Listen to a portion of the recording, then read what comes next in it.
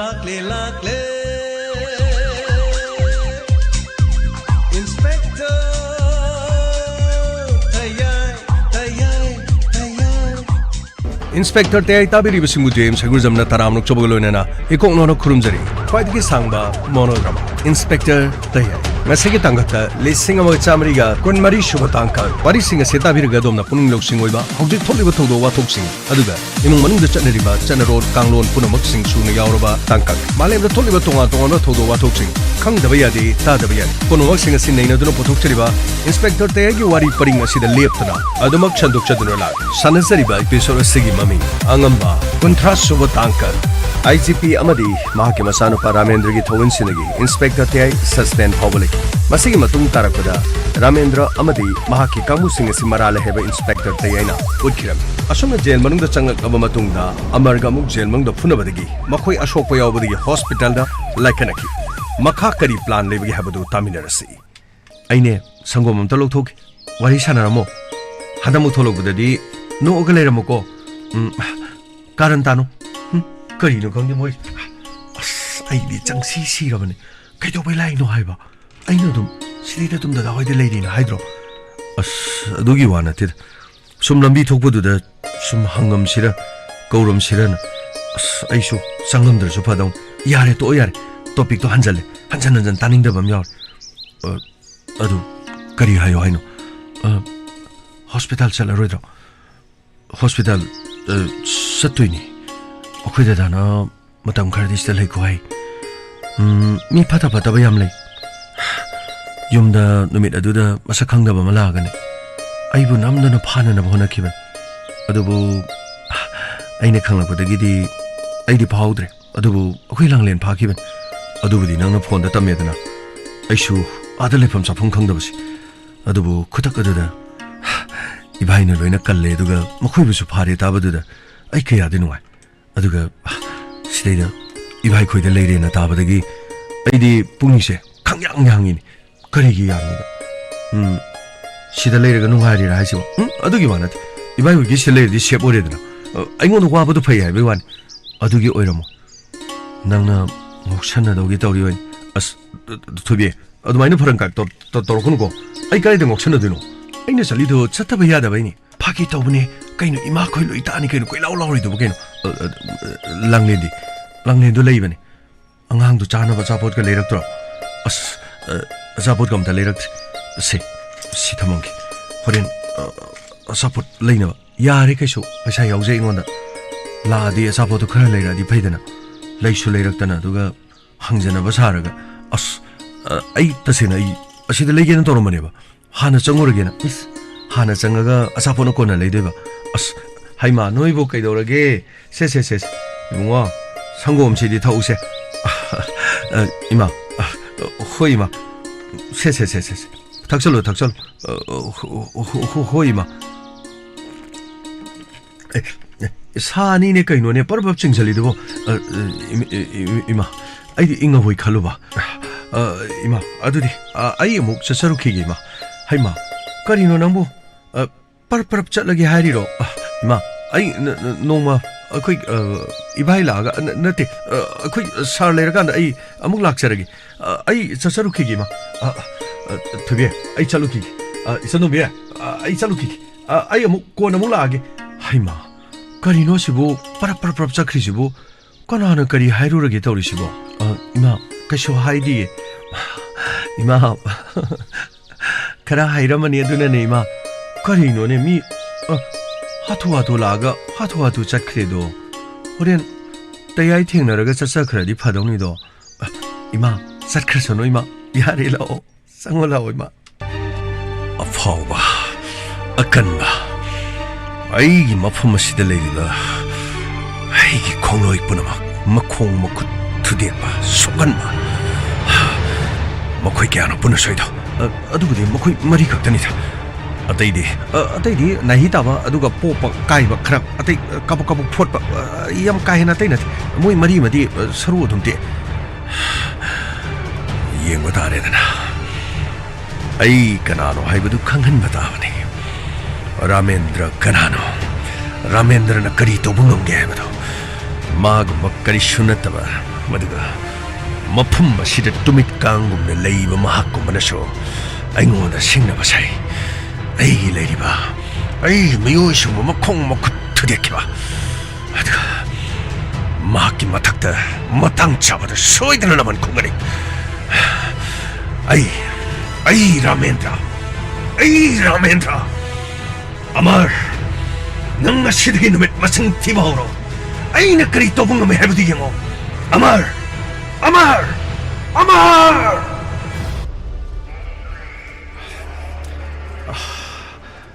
톡분이다 kana sidabu tabak tongni na taw 빨리 호스팅 니나 짤로온 짤롬니나 락타미 kaidaon bai nangi beki bekaje jek loin tawro laabnida se 아씨, 그는 시고 제일 미매 암시고 통감 그러자니 타저드나 아파는 와이브 됨도 되니세 로이나 막시용 미앗 미폰 드럭 누피 랩 케스 후란 진티 아씨 뭐네 떠롱 거 통마 야 프로 막시 아파버디 맞다 왜라모 하두고 아씨 용네 양 그린 수드네 짜라가 레이라미는 마파모 가시는 마트랑 가리바 떠우리싱지온 아두부디 시대 통타이지 사다비다 마파는기 부설러가 싸바 좀 야미 어리미 아스 마두니네 있는 거이시 마파는기 부설러가 싸야지 아두부디 마파는기 부설러 싸나도 시대 레이비시기 마카 폰드로 호이네 아두부디 이치라오지 손다 레리 손다 정정비로 까리 my name is Gopi. 손다 하남다 엔트리도 또 위거든. 예. 이제나 워러비야 돼. 거의 강조하더래. 송이 명도 아이 명 곱다. 송기나 뭐자. 곱다 뭐디 뭐샤시 이농농나. 호이. 뭐품 시대 타복다스네. 시빌 폴리스 레라면. 어두데기 뭐 솜다 뭐 호스팅 네나 뭐 독설레진 따우리. 어두디 마tam 크레디 와미나가 다르네. 마tam khara oigadoribra kayam koino oigadorino khangde wanom thonom tobasijo angakpani wanom thonom togdradi satke lege sisu matam amdadi more da tage hainaram more da tabagi da mukta lupa lamanga trama phawon nambe yongni karino hajigo more da tabagi da more da tari sentho isinidra matam da longnaram babo aujikti more da tage more da tari bising yum da thongninge haibasidi hainaribel karino aida tabak mong mataw aduga hojik oriba situation sina haiba tar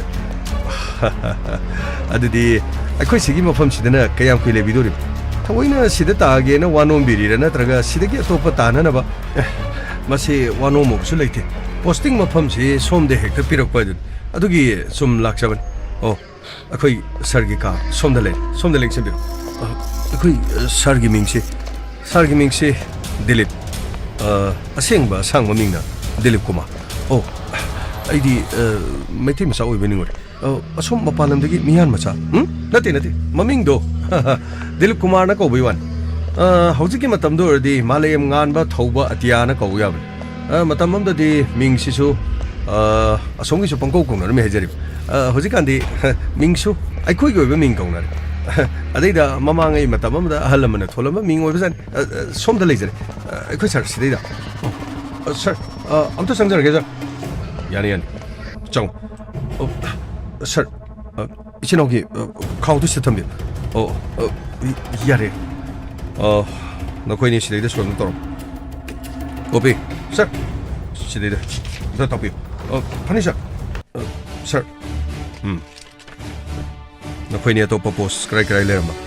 sir 시티다 sir 포스팅 바자르 마둥데 따람 시티데 데카리카리 타고 떨어 sir 어떻게 투도고 떨어 cái thiên đó sum thabak khara sum taban gari mafam sadana khamba sing lok toksan ba pha ba sing khat ba gari huran ba sing pha ba sir aduga atai polak ta cái thiên pham bi sing inchang na pi ko khai ba di yorok to sir aduga ma gai di thoi ni yaw jarak te da sir kana su inchang na pi ko khai ning ba na te sir lambi chin chali hare ba di order gari gi lambi chin chali no mathak thong bo sing na ngam adu mok tan thok tar su sir hekta ma henjela ko haiba tare khoi mai ben sing 탐부 탐먹게디 야가드라이네 토목 컴 토모닝 할래 토목 따람 ꯄꯣꯠ ꯂꯩꯊꯣꯔꯛꯄ ꯍꯜꯂꯛꯄꯗꯗꯤ ꯄꯨꯔꯥ market ꯑꯆꯧꯕ ꯑꯃ ꯁꯥꯔꯒ ꯍꯦꯛꯇ ꯂꯩꯔꯝꯃꯤ ꯅꯨꯃꯤꯠ ꯅꯤꯅꯤ ꯍꯨꯝꯅꯤ ꯀꯔꯤꯝꯇꯒ ꯍꯥꯏꯗ꯭ꯔꯗꯤ ꯋꯥ ꯈꯔ ꯈꯟꯖꯜꯂꯒ ꯍꯦꯛꯇ ꯄꯥꯈꯟ ꯑꯃ ꯈꯟꯖꯜꯂꯛꯀꯗꯣꯏꯖꯥꯠ ꯁꯥꯔ ꯇꯥꯟꯊꯣꯛꯇꯕꯁꯨ ꯌꯥꯗꯦ ꯇꯛꯊꯣꯛꯇꯕꯁꯨ ꯌꯥꯗꯦ ꯏꯝꯐꯥꯜ ꯁꯤꯇꯤ ꯅꯥꯟꯅꯕ ꯍꯣꯠꯅꯕꯗ ꯁꯥꯔ ꯏꯃꯥ ꯏꯕꯦꯟꯁꯤꯡꯒꯤ ꯐꯝꯐꯝ ꯆꯥꯗꯕ ꯑꯗꯨꯒ ꯃꯈꯣꯏꯒꯤ ꯃꯇꯤꯛ ꯆꯥꯕ ꯃꯐꯝ ꯂꯩꯇꯕꯗꯨꯕꯨꯗꯤ ꯁꯥꯔ ꯂꯩꯉꯥꯛꯅꯗꯤ ꯁꯤꯟꯐꯝ ꯊꯣꯛꯏ ꯁꯥꯔ ꯑꯗꯨꯕꯨ ꯐꯝꯐꯝ ꯂꯩꯇ꯭ꯔꯕꯅꯤ ꯍꯥꯏꯗꯨꯅ ꯂꯝꯕꯤ ꯆꯠꯐꯝꯗ ꯄꯣꯠ ꯌꯣꯟꯁꯤꯟꯕ ꯑꯗꯨꯒ ꯁꯥꯔ ꯁꯤꯅꯁꯨ ꯆꯠꯊꯣꯛ ꯆꯠꯁꯤꯟꯗ ꯃꯤꯒꯤ ꯄꯨꯟꯁꯤ ꯃꯥꯡꯕ ꯑꯦꯛꯁꯤꯗꯦꯟ ꯐꯥꯎꯕ ꯊꯣꯛꯄ ꯌꯥꯏ ꯁꯥꯔ ꯑꯗꯨꯒꯨꯝꯕ ꯀꯌꯥꯗꯨꯗ ꯑꯗꯨꯝ ꯇꯧꯅꯕꯖꯥꯠꯅꯤ ꯁꯥꯔ ꯑꯗꯨꯕꯨ ꯁꯥꯔ ꯑꯩꯈꯣꯏꯗꯤ ꯊꯣꯏꯅ ꯑꯗꯨꯒꯨꯝꯕꯗ ꯌꯥꯎꯖꯔꯛꯇꯦ ꯍꯣꯏ ꯅꯪꯅ ꯍꯥꯏꯔꯤꯕꯗꯨꯁꯨ ꯑꯃꯔꯣꯝꯗ ꯆꯨꯝꯃꯤ ꯑꯗꯨꯕꯨ ꯁꯤꯇꯤꯗ ꯂꯩꯔꯛꯄꯅꯤꯅ ꯀꯩꯊꯦꯜ ꯃꯅꯨꯡꯒꯤ ꯁꯥꯔ ꯀꯦꯁ ꯃꯆꯥ ꯃꯆꯥ ꯒꯥꯔꯤ ꯍꯨꯔꯥꯟꯕ ꯒꯥꯔꯤ ꯄꯥꯛ ꯐꯩꯔꯦꯡ ꯇꯨꯔꯦꯡ ꯇꯧꯁꯟꯕ ꯑꯗꯨ ꯅꯠꯇꯕ ꯐꯨꯠꯄꯥꯠꯇ ꯄꯣꯠ ꯆꯩ ꯌꯣꯜꯂꯤꯕꯁꯤꯡ ꯅꯣꯡꯃꯗ ꯆꯪꯉꯒ ꯇꯛꯈꯥꯏ ꯈꯣꯠꯀꯥꯏꯕ ꯃꯗꯨꯁꯨ ꯃꯔꯛꯇ SP ꯑꯃꯨꯛ ꯁꯤꯜꯂꯛꯄꯗ DSP ꯑꯅꯧꯕ ꯂꯥꯛꯄꯗꯒ ꯀꯧꯈꯥꯏ ꯈꯣꯠꯀꯥꯏꯕ ꯒꯥꯏꯁꯨ ꯑꯗꯨꯝ ꯌꯥꯎꯔꯨꯔꯦ ꯅꯣꯏꯒꯤ ꯄꯣꯠꯁꯤꯡ ꯅꯣꯏ ꯗꯨꯀꯥꯟ ꯃꯄꯥꯗ ꯌꯣꯜꯂꯨ ꯀꯩꯗꯧꯕꯒꯤ ꯅꯣꯏ ꯗꯨꯀꯥꯟ ꯃꯄꯥꯗꯤ ꯊꯥꯡꯊꯣꯛꯑ ꯌꯣꯜꯂꯤꯅꯣ ꯀꯥꯏꯅ ꯁꯥꯔ ꯈꯔ ꯂꯩꯔꯒꯗꯤ ꯑꯃꯨꯛ ꯍꯦꯛꯇ ꯌꯥꯁꯟꯅꯈꯤꯗꯦ ꯅꯣꯡꯃ ꯅꯤꯅꯤꯒꯤ ꯑꯣꯔꯗꯔ ꯑꯣꯏꯅ ꯇꯧꯏ ꯃꯇꯝ ꯀꯨꯏꯅ ꯑꯗꯨꯝ ꯆꯠꯇꯦ ꯍꯥꯏꯖꯔꯤꯕ ꯐꯔꯦ ꯑꯗꯨꯗꯤ ꯅꯈꯣꯏꯅꯤ ꯁꯤꯗ ꯂꯩꯁꯤꯗꯤ ꯁꯤꯗ ꯂꯩꯇꯅꯕꯒꯤ ꯑꯃꯨꯛ ꯋꯥꯅꯣꯝꯕ ꯁꯥꯔ ꯖꯦꯜꯗ ꯂꯩꯕꯗꯤ ꯁꯥꯔ ꯁꯦꯜ ꯊꯣꯛꯇꯦ ꯍꯥꯏꯅꯤ ꯀꯩꯅꯣ ꯍꯥꯏꯁꯤꯕꯣ ꯁꯣꯔꯤ ꯁꯥꯔ ꯑꯇꯣꯞꯄ ꯃꯐꯝꯁꯤꯡꯗ ꯊꯕꯛ ꯇꯧꯔꯗꯤ ꯁꯦꯜ ꯊꯣꯛꯑꯦ ꯍꯥꯏꯕ꯭ꯔꯣ ꯁꯥꯔ ꯁꯨꯝ ꯇꯤꯞꯁ ꯈꯔ ꯒꯨꯗꯁ ꯄꯨꯂꯤꯁꯄꯨ ꯇꯤꯞꯁ ꯐꯪꯅꯅꯕ ꯒꯨꯗꯁ ꯐꯪꯅꯅꯕꯒꯤꯗꯃꯛ ꯊꯕꯛ ꯇꯧꯅꯕ꯭ꯔꯅꯤ ꯁꯣꯔꯤ ꯁꯥꯔ ꯁꯨꯝ ꯃꯌꯥꯝꯅ ꯁꯨꯝ ꯃꯗꯨ ꯌꯥꯗꯦ ꯑꯩꯈꯣꯏ ꯏꯁꯥꯒꯤ ꯆꯞ ꯆꯥꯕ ꯇꯣꯂꯣꯞ ꯑꯩꯈꯣꯏ ꯂꯩꯉꯥꯛꯅ ꯄꯤꯔꯤ ꯃꯁꯤ ꯑꯩꯈꯣꯏꯒꯤ ꯊꯧꯅꯤ ꯑꯩꯈꯣꯏꯒꯤ ꯅꯣꯡꯃꯒꯤ ꯊꯕꯛ ꯁꯨꯕ ꯆꯥꯕ ꯊꯛꯄꯗꯒꯤ ꯍꯧꯔꯒ ꯑꯩꯈꯣꯏꯅ ꯇꯣꯡꯂꯤꯕ ꯈꯣꯡꯎꯞꯁꯤꯗꯒꯤꯅ ꯁꯦꯠꯂꯤꯕ ꯌꯨꯅꯤꯐꯣꯔꯝꯗꯒꯤꯅ ꯏꯠꯁ ꯑꯦꯟ ꯑꯦꯚ꯭ꯔꯤ ꯂꯣꯏꯅꯃꯛ ꯄ꯭ꯔꯣꯚꯥꯏꯗ ꯇꯧꯕ ꯉꯥꯛꯇꯅꯤ ꯃꯤꯌꯥꯝꯗꯒꯤ ꯁꯦꯜ ꯂꯧꯕ ꯅꯠꯇ꯭ꯔꯒ ꯃꯤꯌꯥꯝꯒꯤ ꯊꯕꯛ ꯇꯧꯕꯒꯤꯗꯃꯛꯇ ꯑꯩꯈꯣꯏꯅ ꯇꯤꯞꯁ ꯂꯧꯔꯒ ꯊꯕꯛ ꯇꯧꯕ ꯌꯥꯗꯦ ꯀꯔꯝꯕ ꯃꯇꯝꯗ ꯑꯩꯈꯣꯏꯅ ꯃꯤꯌꯥꯝꯗꯒꯤ ꯁꯦꯜ ꯂꯧꯗꯅ ꯊꯕꯛ ꯃꯆꯥ ꯑꯃ ꯇꯧꯕꯒꯤꯗꯃꯛꯇꯁꯨ ꯅꯠꯇꯦ ꯑꯣꯇꯣ ꯗ꯭राꯏꯚꯔ ꯑꯃ ꯈꯥꯝꯃꯒ ꯁ꯭ꯋꯥꯏꯗ ꯒꯥꯔꯤ ꯈꯥꯝꯕꯒꯤ ꯀꯔꯤꯅꯣ ꯐꯥꯔꯦ ꯍꯥꯏꯗꯨꯅ ꯆꯂꯥꯟ ꯀꯥꯞꯄꯒꯤ ꯃꯍꯨꯠꯇ ꯇꯣꯉꯥꯟꯅ ꯐꯨꯔꯤꯈꯥꯎꯗ ꯈꯔ ꯁꯦꯟꯅ ꯂꯧꯔꯒ ꯃꯗꯨ ꯇꯧ ꯇꯥꯔꯕꯗꯤ ꯃꯊꯪꯗꯁꯨ ꯁꯦꯟ ꯄꯤꯔꯒ ꯊꯕꯛ ꯇꯧ ꯌꯥꯏ ꯍꯥꯏꯗꯨꯅ ꯑꯔꯥꯟꯕ ꯊꯕꯛ ꯇꯧꯔꯛꯄ ꯇꯥꯕꯅꯤ ꯑꯗꯨꯒ ꯁ꯭ꯋꯥꯏ ꯃꯐꯝꯁꯤꯗꯒꯤ ꯇꯔꯟ ꯑꯃꯠꯇ ꯀꯅꯥꯝꯇ ꯂꯩꯕ ꯌꯥꯔꯣꯏ ꯍꯥꯏꯔꯒ ꯒꯥꯔꯤ ꯈꯔ ꯄꯕ꯭ꯂꯤꯛꯀꯤ ꯇ꯭ꯔꯥꯟꯁꯄꯣꯔꯠ ꯇꯧꯔꯤꯕ ꯒꯥꯔꯤ ꯈꯔ ꯇꯔꯟ ꯇꯧꯍꯜꯂꯒ ꯃꯗꯨꯗꯒꯤ ꯒꯥꯔꯤ ꯗ꯭ꯔꯥꯏꯚꯔ ꯑꯗꯨꯗꯒꯤ ꯂꯨꯄꯥ 10 ꯆꯠꯄꯤ ꯂꯧꯕ ꯃꯤꯌꯥꯝ ꯄꯨꯝꯅꯃꯛꯅ ꯁꯣꯁꯤꯌꯦꯜ ꯃꯤꯗꯤꯌꯥꯗ ꯂꯣꯏ ꯎꯅꯔꯕꯅꯤ ꯃꯇꯝ ꯑꯃꯗ ꯄꯪꯌꯥꯗ ꯌꯥꯔꯝꯕꯁꯤꯡ ꯑꯗꯣ ꯍꯧꯖꯤꯛꯇꯤ ꯑꯃꯠꯇ ꯌꯥꯗ꯭ꯔꯕꯅꯤ ꯁꯥꯔ ꯃꯗꯨꯒꯨꯝꯕꯗꯤ ꯅꯣꯡꯃꯗ ꯇꯧꯖꯔꯛꯇꯦ ꯁꯥꯔ ꯅꯣꯏꯅ ꯇꯧꯋꯦ ꯍꯥꯏꯕ ꯅꯠꯇꯦ ꯑꯩꯈꯣꯏ ꯁꯦꯝꯗꯣꯛꯍꯧꯗꯕ ꯇꯥꯔꯒꯗꯤ ꯀꯔꯝꯕ ꯃꯇꯝꯗ ꯄꯨꯂꯤꯁ ꯗꯤꯄꯥꯔꯠꯃꯦꯟꯗ ꯃꯤꯌꯥꯝꯅ ꯊꯥꯖꯕ ꯊꯝꯃꯛꯀꯗꯧꯔꯤꯕ ꯑꯗꯨꯅ ꯑꯩꯅ ꯍꯥꯏꯖꯅꯤꯡꯕꯗꯤ ꯃꯐꯝ ꯑꯁꯤꯗ ꯑꯩꯈꯣꯏ ꯂꯩꯔꯤꯕꯁꯤ ꯀꯅꯥꯒꯨꯝꯕ ꯑꯃꯠꯇꯒꯤ ꯇꯤꯞꯁ ꯂꯧꯕ ꯌꯥꯗꯦ ꯃꯔꯨꯑꯣꯏꯅ ꯖꯦꯜ ꯃꯅꯨꯡꯗꯗꯤ ꯑꯃꯨꯛꯀ ꯍꯦꯟꯅ ꯇꯤꯞꯁ ꯂꯧꯕ ꯌꯥꯗꯦ ꯁꯥꯔ ꯀꯔꯤꯒꯨꯝꯕ ꯅꯈꯣꯏ ꯏꯅꯧ ꯅꯧꯅ ꯆꯪꯉꯛꯄꯗ ꯈꯪꯗꯕꯒꯤ ꯈꯪꯖꯜꯂꯨ ꯍꯥꯏꯕꯤꯌꯨ ꯁꯥꯔ ꯀꯅꯥꯒꯨꯝꯕ ꯖꯦꯜꯁꯤꯗ ꯂꯩꯔꯤꯕ ꯃꯤ ꯑꯃꯠꯇ ꯃꯣꯕꯥꯏꯜ ꯐꯣꯟ ꯄꯥꯏꯍꯟꯕ ꯌꯥꯔꯣꯏ ꯃꯣꯕꯥꯏꯜ ꯐꯣꯟ ꯄꯥꯏꯍꯟꯅꯅꯕꯒꯤꯗꯃꯛ ꯏꯃꯨꯡ ꯃꯅꯨꯡꯒꯤ ꯃꯤꯁꯤꯡꯒ ꯎꯅꯅꯕ ꯍꯣꯠꯅꯕꯗ ꯁꯦꯜ ꯂꯧꯔꯒ ꯃꯣꯕꯥꯏꯜ ꯐꯣꯟ 2ꯒꯤ ꯃꯃꯜ ꯂꯧꯁꯜꯂꯒ ꯃꯣꯕꯥꯏꯜ ꯐꯣꯟ ꯑꯃ ꯃꯐꯝ ꯑꯗꯨꯗ ꯄꯥꯏꯍꯟꯕ ꯆꯥꯔꯖ ꯇꯧꯕꯤꯕ ꯑꯗꯨꯒ ꯃꯗꯨ ꯈꯛꯇ ꯅꯠꯇꯅ ꯃꯐꯝ ꯑꯁꯤꯗ ꯃꯈꯣꯏꯅ ꯆꯥꯕ ꯊꯛꯄ ꯇꯧꯔꯤꯕꯁꯤ ꯅꯠꯇꯅ ꯃꯄꯥꯟꯒꯤ ꯆꯥꯕ ꯊꯛꯄ ꯄꯨꯁꯟꯅꯕ ꯍꯣꯠꯅꯕ ꯃꯗꯨ ꯈꯛꯇ ꯅꯠꯇꯕ ꯃꯈꯣꯏꯅ ꯑꯄꯥꯝꯕ ꯄꯣꯠꯂꯝꯁꯤꯡ ꯁꯦꯟ ꯄꯤꯔꯒ ꯃꯄꯥꯟꯗꯒꯤ ꯂꯩꯔꯨꯔꯒ ꯇꯨꯃꯤꯟꯅ ꯀꯔꯤꯒꯨꯝꯕ ꯄꯤꯁꯤꯟꯕ ꯅꯠꯇ꯭ꯔꯒ ꯄꯥꯏꯍꯜꯂꯝꯕ ꯊꯦꯡꯅꯕ ꯇꯥꯔꯕꯗꯤ ꯃꯗꯨ ꯑꯩ ꯗꯦꯐꯤꯅꯦꯠꯂꯤ ꯑꯩ ꯁꯁꯄꯦꯟ ꯇꯧꯒꯅꯤ ꯁꯥꯔ ꯑꯗꯨꯒꯨꯝꯕꯗꯤ ꯑꯩꯈꯣꯏ ꯁꯥꯔ ꯇꯧꯕ ꯌꯥꯔꯝꯒꯅꯤꯁꯨ ꯊꯥꯖꯗꯦꯗ ꯁꯥꯔ ꯑꯩꯈꯣꯏ ꯀꯔꯤꯃꯇ ꯇꯧꯖꯔꯣ ꯅꯈꯣꯏ ꯇꯧꯏ ꯍꯥꯏꯕ ꯅꯠꯇꯦ ꯅꯈꯣꯏ ꯏꯅꯧ ꯅꯧꯅ ꯃꯐꯝ ꯑꯁꯤꯗ ꯂꯥꯛꯄ ꯈꯪꯖꯜꯂꯨ ꯑꯗꯨꯒ ꯃꯐꯝ ꯑꯁꯤꯗ ꯂꯩꯔꯤꯕ ꯃꯤꯁꯤꯡ ꯑꯁꯤ ꯂꯣꯏꯅꯃꯛ ꯃꯔꯨꯞ ꯃꯄꯥꯡꯅꯤ ꯍꯥꯏꯅ ꯈꯟꯕꯗꯤ ꯀꯔꯤꯃꯇ ꯀꯥꯏꯕ ꯂꯩꯇꯦ ꯑꯗꯨꯕꯨ ꯃꯔꯨꯞ ꯃꯄꯥꯡꯅꯤ ꯍꯥꯏꯅ ꯈꯟꯕꯗꯨꯗꯒꯤ ꯍꯦꯟꯗꯣꯛꯈꯤꯗꯨꯅ ꯀꯔꯤꯒꯨꯝꯕ ꯐꯠꯇꯕ ꯑꯃ ꯁꯔꯧ ꯇꯧꯅꯅꯕꯒꯤꯗꯃꯛ ꯀꯔꯤꯒꯨꯝꯕ ꯄ꯭ꯂꯥꯟ ꯇꯧꯗꯨꯅ ꯌꯥꯎꯔꯝꯕ ꯇꯥꯔꯒꯗꯤ ꯃꯗꯨ ꯅꯈꯣꯏ ꯑꯐꯕ ꯁꯨꯡꯑꯣꯏ ꯑꯣꯏꯔꯣꯏ ꯁꯥꯔ ꯀꯔꯤꯝꯇ ꯌꯥꯎꯖꯔꯣꯏ ꯑꯗꯨꯗꯤ ꯌꯥꯝꯅ ꯐꯔꯦ ꯃꯐꯝ ꯑꯁꯤꯗ ꯂꯩꯔꯤꯕ ꯖꯦꯜꯒꯤ ꯔꯨꯜꯁꯤꯡ ꯈꯔꯁꯨ ꯒꯣꯄꯤꯗꯒꯤ ꯑꯗꯨꯝ ꯈꯔ ꯈꯪꯖꯜꯂꯨ ꯒꯣꯄꯤ ꯁꯥꯔ ꯃꯈꯣꯏꯗ ꯖꯦꯜꯁꯤꯒꯤ ꯆꯠꯅ ꯀꯥꯡꯂꯣꯟ ꯈꯔꯁꯨ ꯑꯗꯨꯝ ꯇꯥꯛꯎ ꯐꯅꯤ ꯁꯥꯔ ꯑꯗꯨꯒ ꯃꯐꯝ ꯑꯁꯤꯗ ꯑꯩꯈꯣꯏꯅ ꯇꯧꯒꯗꯕ ꯑꯃꯗꯤ ꯇꯧꯔꯣꯏꯗꯕꯁꯤꯡꯁꯨ ꯈꯔ ꯈꯪꯖꯟꯕꯤꯌꯨ ꯏꯁꯥꯒꯤ ꯂꯩꯐꯝ ꯃꯐꯝ ꯕꯦꯔꯦꯛ ꯑꯗꯨꯒ ꯑꯗꯣꯝꯅ ꯁꯤꯖꯤꯟꯅꯒꯗꯕ ꯈꯨꯠꯁꯨ ꯈꯨꯠꯂꯥꯏꯁꯤꯡ ꯑꯗꯨꯒ ꯄꯣꯠꯂꯝꯁꯤꯡ ꯒꯣꯄꯤꯗꯒꯤ ꯂꯣꯏꯅ ꯈꯪꯕ ꯌꯥꯅꯤ ꯑꯗꯨꯒ ꯃꯐꯝ ꯑꯁꯤꯗ ꯏꯅꯧ ꯅꯧꯅ ꯂꯥꯛꯄꯅꯦꯅ ꯑꯃꯨꯛꯀꯁꯨ ꯅꯍꯥꯟ ꯍꯥꯏꯖꯔꯤ ꯖꯦꯜꯒꯤ ꯔꯨꯜ ꯈꯪꯅꯅꯕ ꯍꯣꯠꯅꯕꯤꯌꯨ ꯑꯗꯨꯒ ꯈꯪꯗꯕ ꯇꯥꯔꯕꯗꯤ ꯑꯩꯈꯣꯏꯗ ꯍꯪꯉꯨ ꯃꯗꯨ ꯅꯠꯇꯗꯨꯅ ꯆꯠꯅ ꯀꯥꯡꯂꯣꯟꯒꯤ ꯋꯥꯡꯃꯗ ꯊꯕꯛ ꯈꯛ ꯇꯧꯕꯤꯒꯅꯨ ꯍꯥꯏꯅ ꯍꯥꯏꯖꯔꯤ ꯁꯥꯔ ꯄꯪꯇꯥꯛ ꯇꯥꯛꯄꯤꯔꯦ ꯁꯥꯔ ꯑꯩꯈꯣꯏ ꯄꯨꯝꯅꯃꯛ ꯏꯟꯖꯒꯅꯤ ꯁꯥꯔ ꯐꯔꯦ ꯑꯗꯨꯗꯤ ꯒꯣꯄꯤ ꯁꯥꯔ ꯃꯈꯣꯏꯒꯤ ꯂꯩꯐꯝ ꯇꯥꯎ ꯑꯗꯨꯒ ꯇꯧꯒꯗꯕ ꯇꯧꯔꯣꯏꯗꯕ ꯁꯥꯔ ꯌꯥꯝꯅ ꯐꯅꯤ ꯁꯥꯔ ꯁꯤꯅꯥꯎꯁꯤꯡ ꯁꯣꯝ ꯅꯥꯀꯟꯗ ꯐꯅꯤ ꯈꯥꯎꯁꯤꯡꯗꯨꯁꯨ ꯂꯩꯖꯔꯦ ꯐꯔꯦ ꯑꯗꯨꯗꯤ ꯁꯣꯝꯗ ꯂꯥꯛꯄꯤꯔꯣ ꯁꯣꯝꯗ ꯌꯥꯝ ꯅꯨꯡꯉꯥꯏꯈ꯭ꯔꯖꯥꯠꯅꯤ ꯑꯗꯣ ꯃꯐꯝ ꯑꯁꯤꯗ ꯂꯩꯔꯕꯅꯤꯅ ꯃꯐꯝ ꯑꯁꯤꯒꯤ ꯆꯤꯟꯖꯥꯛ ꯑꯗꯨꯕꯨ ꯖꯦꯜꯒꯤ ꯂꯩꯔꯤꯕ ꯃꯌꯥꯝꯒꯤ ꯊꯣꯡ ꯊꯥꯛꯏꯕꯁꯤꯡ ꯑꯩꯈꯣꯏꯒꯤꯗꯤ ꯇꯣꯉꯥꯟꯅ ꯁꯣꯝ ꯅꯥꯀꯟꯗ ꯑꯗꯨꯝ ꯊꯣꯡ ꯊꯥꯛꯄ ꯑꯗꯨꯝ ꯀꯩꯁꯨꯝꯕꯗꯤ ꯀꯥꯏꯕ ꯂꯩꯇꯦ ꯑꯗꯣ ꯁꯤꯗꯒꯤ ꯑꯗꯨꯝ ꯂꯧꯔꯒ ꯆꯥꯕꯁꯨ ꯑꯗꯨꯝ ꯌꯥꯏ ꯑꯁ ꯃꯤꯅ ꯍꯥꯏꯕꯗꯤ ꯖꯦꯜꯒꯤ ꯆꯥꯛ ꯏꯟꯁꯥꯡꯗꯤ ꯆꯥꯕ ꯌꯥꯗꯦ ꯍꯥꯏꯅꯤꯗ ꯑꯗꯨꯒꯤꯗꯤ ꯀꯔꯤꯝ ꯈꯟꯕꯤꯔꯨꯅꯨ ꯑꯩꯈꯣꯏꯒꯤ ꯇꯣꯉꯥꯟꯅ ꯑꯗꯨꯝ ꯃꯦꯁ ꯐꯤ ꯀꯛꯏꯗꯨꯗꯤ ꯁꯣꯝꯗ ꯆꯥꯕ ꯊꯛꯄꯒꯤ ꯑꯗꯨꯝ ꯁꯤꯟꯕꯤ ꯑꯣ ꯌꯥꯝꯅ ꯐꯔꯦ ꯑꯗꯨꯗꯤ ꯐꯨꯗꯅ ꯐꯨꯔꯗꯤ ꯀꯔꯤꯅꯣ ꯈꯔ ꯌꯥꯝꯅꯁꯨ ꯇꯦꯛꯅꯕ ꯐꯨ ꯆꯩꯗꯅ ꯇꯧꯔꯛꯀꯦꯗꯤ ꯀꯕꯛ ꯀꯕꯛ ꯈꯔ ꯇꯦꯛꯄ ꯑꯣꯏꯔ ꯃꯥꯜꯂꯦꯅ ꯇꯧꯔꯤꯁꯤ ꯂꯣꯏꯅ ꯉꯁꯤ ꯗꯤꯁꯆꯥꯔꯖ ꯇꯧꯒꯗꯧꯔꯦ ꯑꯃꯨꯛ ꯖꯦꯜꯗ ꯑꯃꯨꯛ ꯂꯣꯏꯅ ꯊꯥꯖꯤꯟꯈꯤꯗꯧꯔꯦꯅ ꯇꯧꯔꯤꯁꯤ ꯍꯣꯏꯅꯦ ꯐꯨꯔꯗꯤ ꯈꯔ ꯌꯥꯝ ꯐꯨꯔꯗꯤ ꯐꯗꯧꯅꯤ ꯁꯟꯇꯣꯁ ꯀꯔꯤꯅꯣ ꯅꯪꯒꯤ ꯑꯃꯔꯗꯣ ꯃꯣꯏꯅ ꯈꯥꯝꯕꯗꯒꯤ ꯇꯧꯕ ꯑꯣꯏꯔꯝꯒꯅꯤꯗ ꯃꯥꯅ ꯈꯥꯝꯃꯝꯗ ꯇꯥꯔꯗꯤ ꯈꯔ ꯌꯥꯝꯅ ꯐꯨꯔꯛꯀꯗꯕ ꯑꯣꯏꯕꯖꯥꯠꯅꯤꯗ ꯑꯗꯨꯕꯨꯗꯤ ꯑꯃꯔꯗꯨꯗꯤ ꯍꯥꯟꯅꯒꯤ ꯁꯥꯊꯤ ꯂꯩꯔꯝꯃꯤ ꯑꯗꯨ ꯃꯥꯒꯤ ꯅꯨꯡꯁꯤꯕꯒꯤꯗꯃꯛ ꯃꯤ ꯐꯥꯎꯕ ꯍꯥꯠꯂꯤꯕꯅꯤꯗꯅ ꯑꯁ ꯃꯉꯛ ꯀꯥꯏꯁꯦ ꯇꯥꯞ ꯇꯥꯞ ꯄꯥꯏꯔ ꯍꯨꯠꯔꯣ ꯂꯩꯊꯣꯛꯑꯒ ꯀꯔꯤꯅꯣ ꯑꯃ ꯑꯅꯤꯒ ꯀꯣꯛ ꯑꯃꯨꯛ ꯑꯗꯨꯁꯨ ꯌꯥꯗꯕꯅꯤꯅ ꯀꯔꯤꯒꯨꯝꯕ ꯁꯤꯗꯣꯛꯈ꯭ꯔꯗꯤ ꯑꯃꯨꯛ ꯃꯥ ꯑꯁ ꯃꯇꯝ ꯀꯨꯏꯅ ꯃꯤꯍꯥꯠ ꯑꯃ ꯇꯥꯔꯤꯉꯩꯗ ꯃꯊꯛꯇ ꯃꯤꯍꯥꯠ ꯑꯃꯃꯨꯛ ꯄꯤꯁꯜꯂꯛꯀꯗꯧꯔꯤꯅꯤ ꯑꯁ ꯑꯗꯨꯁꯨ ꯈꯨꯗꯣꯡ ꯊꯤꯒꯗꯧꯔꯤꯅꯤꯅꯦ ꯇꯧꯔꯤꯁꯦ ꯀꯔꯤꯅꯣ ꯈꯪꯗꯦ ꯑꯩꯈꯣꯏ ꯁꯥꯔꯗꯨꯕꯨ ꯉꯁꯤ ꯂꯥꯛꯇ꯭ꯔꯤꯗꯤ ꯀꯔꯤꯅꯣ ꯃꯈꯣꯏꯁꯤꯡ ꯑꯁꯤꯕꯨ ꯊꯥꯗꯣꯛꯈꯤꯗ꯭ꯔꯗ ꯀꯃꯥꯏꯅ ꯇꯧꯔꯤ ꯁꯟꯇꯣꯁ ꯑꯗꯨꯕꯨꯗꯤ ꯁꯥꯔ ꯂꯥꯛꯑꯒ ꯑꯗꯨꯝ ꯇꯥꯟꯅꯕ ꯌꯥꯔꯅꯤ ꯀꯔꯤꯅꯣ ꯀꯅꯥꯅꯣ ꯒꯥꯔꯤ ꯑꯃ ꯂꯥꯛꯈ꯭ꯔꯤꯁꯤꯅ ꯑꯁ ꯃꯁꯤꯒꯤ ꯀꯔꯤꯅꯣ ꯍꯣ ꯇꯧꯕꯁꯦ ꯑꯃꯨꯛ ꯂꯥꯛꯑꯦꯅꯦ ꯀꯔꯤꯅꯣ ꯈꯪꯗꯦꯅꯦ ꯇꯧꯔꯤꯁꯦ ꯑꯁ ꯃꯥꯅ ꯑꯃꯨꯛ ꯀꯃꯥꯏꯅ ꯇꯧꯕꯖꯥꯠꯅꯣ ꯈꯪꯗꯦꯅꯦ 그래도 나의 이제 농팅 그러 강의 ꯃꯐꯝ ꯑꯁꯤꯗ ꯂꯩꯕꯁꯤꯡ ꯃꯃꯤꯠ ꯃꯃꯥꯏ ꯇꯦꯛꯄ ꯀꯣꯠꯄ ꯇꯥꯛꯄ ꯀꯔꯤꯅꯣ ꯀꯅꯥꯅꯣ ꯁꯣꯛꯑꯦ ꯈꯣꯠꯂꯦ ꯍꯥꯏꯔꯤꯕ ꯑꯉꯥꯡꯁꯤꯡ ꯀꯩꯌꯨꯝꯅꯣ ꯀꯔꯤ ꯃꯆꯥꯅꯣꯅ ꯍꯩ ꯖꯦꯜ ꯃꯅꯨꯡꯗ ꯂꯩꯕ ꯀꯔꯤ ꯅꯪꯒꯤ ꯑꯃꯔꯗꯨꯅ ꯀꯔꯤꯅꯣ ꯐꯗꯤ ꯁꯨꯗꯧꯅ ꯁꯨꯗꯣꯛꯑꯦ ꯍꯥꯏꯕ꯭ꯔꯥ ꯀꯔꯤꯅꯣ ꯀꯌꯥꯝ ꯁꯣꯛꯒꯦꯅꯦ ꯈꯪꯃꯩ ꯑꯁ ꯀꯔꯤꯅꯣꯅꯦ ꯑꯣꯖꯥ ꯂꯤꯂꯥ ꯑꯁꯤ ꯁꯨꯃꯥꯏꯅ ꯇꯧꯕꯅꯤꯗ ꯑꯃꯔꯅ ꯃꯣꯏꯕꯨ ꯀꯔꯤꯅꯣ ꯍꯧꯗꯣꯡ ꯁꯨꯕꯗꯧꯅ ꯁꯨꯕ ꯅꯠꯇꯦꯗ ꯀꯔꯤꯅꯣ ꯕꯣꯔꯥꯗ ꯀꯔꯤꯅꯣ ꯑꯃꯟꯕꯗ ꯕꯦꯠꯅ ꯆꯩꯅ ꯀꯜꯂꯒ ꯏꯁꯤꯡ ꯍꯩꯔꯒ ꯁꯨꯕꯗꯣ ꯑꯗꯨꯃꯥꯏꯅ ꯑꯗꯨꯝ ꯁꯨꯕꯖꯥꯠꯅꯤꯗ ꯕꯣꯟ ꯁꯦꯡꯒꯝ ꯑꯃꯟꯕ ꯏꯁꯤꯡ ꯃꯔꯛꯇ ꯅꯣꯡ ꯃꯔꯛꯇ ꯇꯥꯕ ꯑꯗꯨꯃꯥꯏꯅ ꯐꯗꯥꯛ ꯇꯥꯕꯒꯤ ꯋꯥꯅꯤꯗ ꯀꯔꯤꯅꯣ ꯍꯩ ꯑꯩ ꯖꯣꯏ ꯀꯨꯃꯥꯔ ꯁꯔ ꯀꯔꯤꯅꯣ ꯍꯩ ꯃꯣꯏꯗꯨꯕꯨ ꯀꯔꯥꯏ ꯂꯩꯒꯦ ꯌꯦꯡꯉꯨꯅ ꯍꯩ ꯐꯣꯇꯣ ꯀꯥꯏꯗꯣ ꯑꯃꯗꯤ ꯀꯥꯞꯁꯜꯂ ꯁꯦꯜꯐꯤꯒ ꯈꯔ ꯇꯧꯍꯧꯁꯤꯅ ꯍꯩ ꯀꯔꯤꯅꯣ ꯁꯔ ꯗꯤꯜꯅꯁꯨ ꯃꯈꯣꯏꯕꯨ ꯖꯦꯜ ꯐꯥꯎꯕ ꯄꯨꯅꯅꯕ ꯀꯔꯤꯅꯣ ꯑꯩꯈꯣꯏꯅ ꯊꯤꯟꯗꯣꯛ ꯊꯤꯟꯖꯤꯟ ꯇꯧꯕꯁꯨ ꯍꯥꯏ ꯀꯔꯤꯅꯣ ꯍꯣꯁꯄꯤꯇꯥꯜꯗ ꯃꯣꯏꯒ ꯑꯩꯈꯣꯏꯒ ꯐꯣꯇꯣ ꯀꯥꯞꯃꯤꯟꯅꯈ꯭ꯔꯦ ꯑꯗꯨ ꯀꯔꯤꯅꯣ ꯑꯗꯨ ꯎꯠꯄ ꯌꯥꯅꯅꯕ ꯀꯔꯤꯅꯣ ꯍꯩ ꯐꯣꯇꯣ ꯀꯥꯏꯗꯣ ꯁꯦꯜꯐꯤ ꯀꯥꯏꯗꯣ ꯈꯔ ꯇꯧꯁꯜꯂꯨꯅꯦ ꯅꯪꯕꯣ ꯁꯔ ꯃꯈꯣꯏ ꯊꯣꯛꯂꯛꯀꯥꯟꯗ ꯑꯗꯨꯝ ꯀꯥꯞꯆꯒꯦ ꯑꯩ ꯀꯔꯤꯅꯣ ꯅꯪ ꯍꯧ ꯂꯥꯍꯣꯏꯔꯣꯏꯀꯣ ꯃꯍꯥ ꯄꯥꯄꯤ ꯃꯍꯥ ꯆꯟꯗꯥꯟ ꯀꯔꯤꯅꯣꯅ ꯍꯩ ꯁꯔ ꯌꯥꯅꯤ ꯁꯔ ꯑꯩ ꯔꯦꯗꯤꯗ ꯑꯗꯨꯝ ꯂꯩꯖꯔꯕꯅꯤ ꯑꯁ ꯀꯔꯤꯅꯣ ꯑꯣꯖꯥ ꯂꯤꯂꯥ ꯍꯧꯖꯤꯛꯀꯤꯁꯤꯕꯨ ꯐꯣꯇꯣ ꯀꯥꯞꯇꯗꯤ ꯌꯥꯗꯕ꯭ꯔꯥ ꯀꯔꯝꯍꯥꯏꯅ ꯇꯧꯕꯅꯣ ꯐꯣꯇꯣ ꯀꯥꯞꯇꯔꯤ ꯀꯔꯤꯅꯣ ꯈꯪꯃꯩ ꯀꯔꯤꯅꯣ ꯑꯩꯈꯣꯏ ꯍꯣꯁꯄꯤꯇꯥꯜꯗ ꯂꯥꯛꯇꯦ ꯑꯗꯨ ꯀꯔꯤꯅꯣ ꯍꯣꯔꯦꯟ ꯑꯃꯨꯛ ꯑꯥꯗ ꯎꯠꯇꯣꯔꯤꯕꯅꯤꯅ ꯍꯩ ꯀꯔꯤꯅꯣ ꯍꯩ ꯀꯅꯥꯅꯣ ꯂꯥꯛꯏ ꯑꯩꯈꯣꯏ ꯁꯔ ꯇꯌꯥꯏ ꯑꯣꯏꯔ ꯃꯥꯜꯂꯦ ꯀꯔꯤꯅꯣ ꯑꯩꯗꯤ ꯉꯁꯥꯏꯈꯩ ꯂꯩꯔꯕꯣꯏ ꯅꯤꯡꯉꯤ ꯁꯔ ꯇꯌꯥꯏꯁꯤ ꯀꯔꯤ ꯍꯟꯗꯛ ꯊꯕꯛ ꯍꯟꯖꯜꯂꯛꯄꯗꯒꯤ ꯃꯁꯛꯁꯤ ꯈꯪꯐ ꯐꯖꯊꯣꯛ ꯉꯧꯔꯣꯗ꯭ꯔ ꯀꯔꯤꯅꯣ ꯍꯩ ꯍꯥꯟꯅꯗꯤ ꯈꯔ ꯀꯨꯆꯨ ꯀꯨꯂꯩꯗꯧꯅ ꯀꯔꯤꯅꯣꯝ ꯇꯧꯕꯅꯤ ꯍꯟꯗꯛ ꯌꯥꯎꯁꯪ ꯊꯥꯕꯜ ꯆꯣꯡꯕ ꯆꯠꯄꯤꯕ꯭ꯔꯥ ꯀꯔꯤꯅꯣ ꯁꯔ ꯒꯨꯗ ꯃꯣꯔꯅꯤꯡ ꯁꯔ ꯀꯔꯤꯅꯣ ꯉꯧꯔꯣꯃꯦꯅꯦ ꯁꯔ ꯁꯔ ꯑꯕꯤ ꯑꯩ ꯀꯩꯁꯨ ꯇꯧꯗꯦꯗ ꯑꯁ ꯀꯔꯤꯅꯣ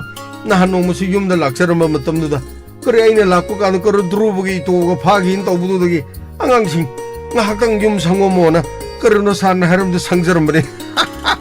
ꯁꯔ ꯑꯗꯨꯗꯒꯤ ꯑꯗꯨꯝ ꯊꯦꯡꯅꯗꯕꯗꯨꯅ ꯀꯔꯤꯅꯣ ꯊꯕꯛꯇꯨ ꯍꯧꯖꯤꯛꯇꯤ ꯍꯟꯖꯤꯟꯈ꯭ꯔꯦꯕ ꯄꯥꯎꯁꯨ ꯇꯥꯖꯔꯦ ꯀꯌꯥꯗ ꯅꯨꯡꯉꯥꯏꯖꯔꯦ ꯁꯔ ꯁꯤꯗꯒꯤꯗꯤ ꯁꯔ ꯊꯕꯛ ꯀꯥꯏꯁꯤ ꯇꯣꯛꯄ ꯌꯥꯄꯣ ꯅꯠꯇꯦꯗ ꯁꯔ ꯑꯩꯗꯤ ꯊꯕꯛ ꯇꯣꯛꯑꯒꯩꯅ ꯁꯔꯀꯥꯔꯅ ꯍꯥꯏꯔꯁꯨ ꯁꯔ ꯑꯩꯗꯤ ꯍꯌꯦꯡ ꯁꯨꯡꯇꯣꯛ ꯇꯣꯏꯗꯣꯔꯝ ꯑꯩꯗꯤ ꯑꯗꯨꯝ ꯑꯣꯐꯤꯁ ꯑꯗꯨꯝ ꯀꯥꯁꯟꯅꯔ ꯂꯩꯗꯣꯔꯝ ꯇꯣꯂꯣꯞ ꯐꯪꯒꯦꯔꯥ ꯐꯪꯉꯣꯏꯗꯣꯔ ꯅꯠꯇ꯭ꯔꯗꯤ ꯀꯗꯥꯏꯗꯒꯤ ꯂꯩꯗꯣꯔꯅꯣ ꯑꯁ ꯀꯔꯤꯅꯣ ꯈꯪꯗꯦ ꯄꯅꯣꯛꯇꯣ ꯅꯣꯛꯄꯁꯤꯅ ꯃꯥꯒꯤ ꯀꯣꯡꯀ꯭ꯋꯥ ꯆꯥꯁꯜꯂꯒ ꯄꯅꯣꯛꯇꯣ ꯅꯣꯛꯄꯒꯤ ꯀ꯭ꯋꯥ ꯆꯣꯡꯊꯣꯔꯛꯄꯗꯕ ꯁꯔ ꯃꯥꯏꯁꯦ ꯈꯨꯠꯅ ꯈꯟꯗꯅ ꯂꯩ ꯒꯃꯩ ꯇꯥꯅꯤ ꯀꯩꯁꯨ ꯇꯥꯔꯣꯏꯗ ꯁꯔ ꯑꯩꯕꯤ ꯀꯔꯤꯅꯣ ꯀꯣꯡꯀ꯭ꯋꯥꯗꯨꯕꯨ ꯂꯩꯍꯧꯗ꯭ꯔꯕ꯭ꯔꯣ ꯀꯔꯤꯅꯣ ꯀꯔꯤꯅꯣ ꯀꯣꯡꯀ꯭ꯋꯥꯗꯨ ꯍꯤꯗꯥꯛ ꯃꯅꯥ ꯌꯥꯎꯗ꯭ꯔꯅ ꯍꯩ ꯍꯣꯔꯦꯟ ꯂꯝꯕꯤꯗꯒꯤ ꯀꯔꯤꯅꯣ ꯏꯅꯦ ꯕꯤꯁꯛꯇꯤ ꯀꯩꯅꯣ ꯈꯔ ꯂꯩꯔꯒ ꯂꯣꯏꯔ ꯀꯩꯅꯣ ꯅꯪ ꯑꯃꯨꯛ ꯆꯥꯅꯤꯡꯕ꯭ꯔꯅ ꯍꯩ ꯅꯪꯕꯣ ꯆꯥꯅꯤꯡꯕꯒꯤ ꯅꯠꯇꯦꯗ ꯁꯔꯅ ꯁꯨꯝ ꯀ꯭ꯋꯥ ꯆꯥꯕꯗꯨꯗ ꯋꯥ ꯉꯥꯡꯕꯗ ꯀ꯭ꯋꯥ ꯁꯨꯝ ꯄꯥꯏꯊꯣꯔꯛꯄꯗꯨ ꯂꯣꯏꯊꯣꯛꯈꯤꯅꯤ ꯍꯥꯏꯒꯦ ꯇꯧꯕꯅꯤꯅ ꯍꯩ ꯃꯍꯥ ꯄꯥꯄꯤ ꯃꯍꯥ ꯆꯟꯗꯟ ꯀꯔꯤꯅꯣꯅ ꯍꯩ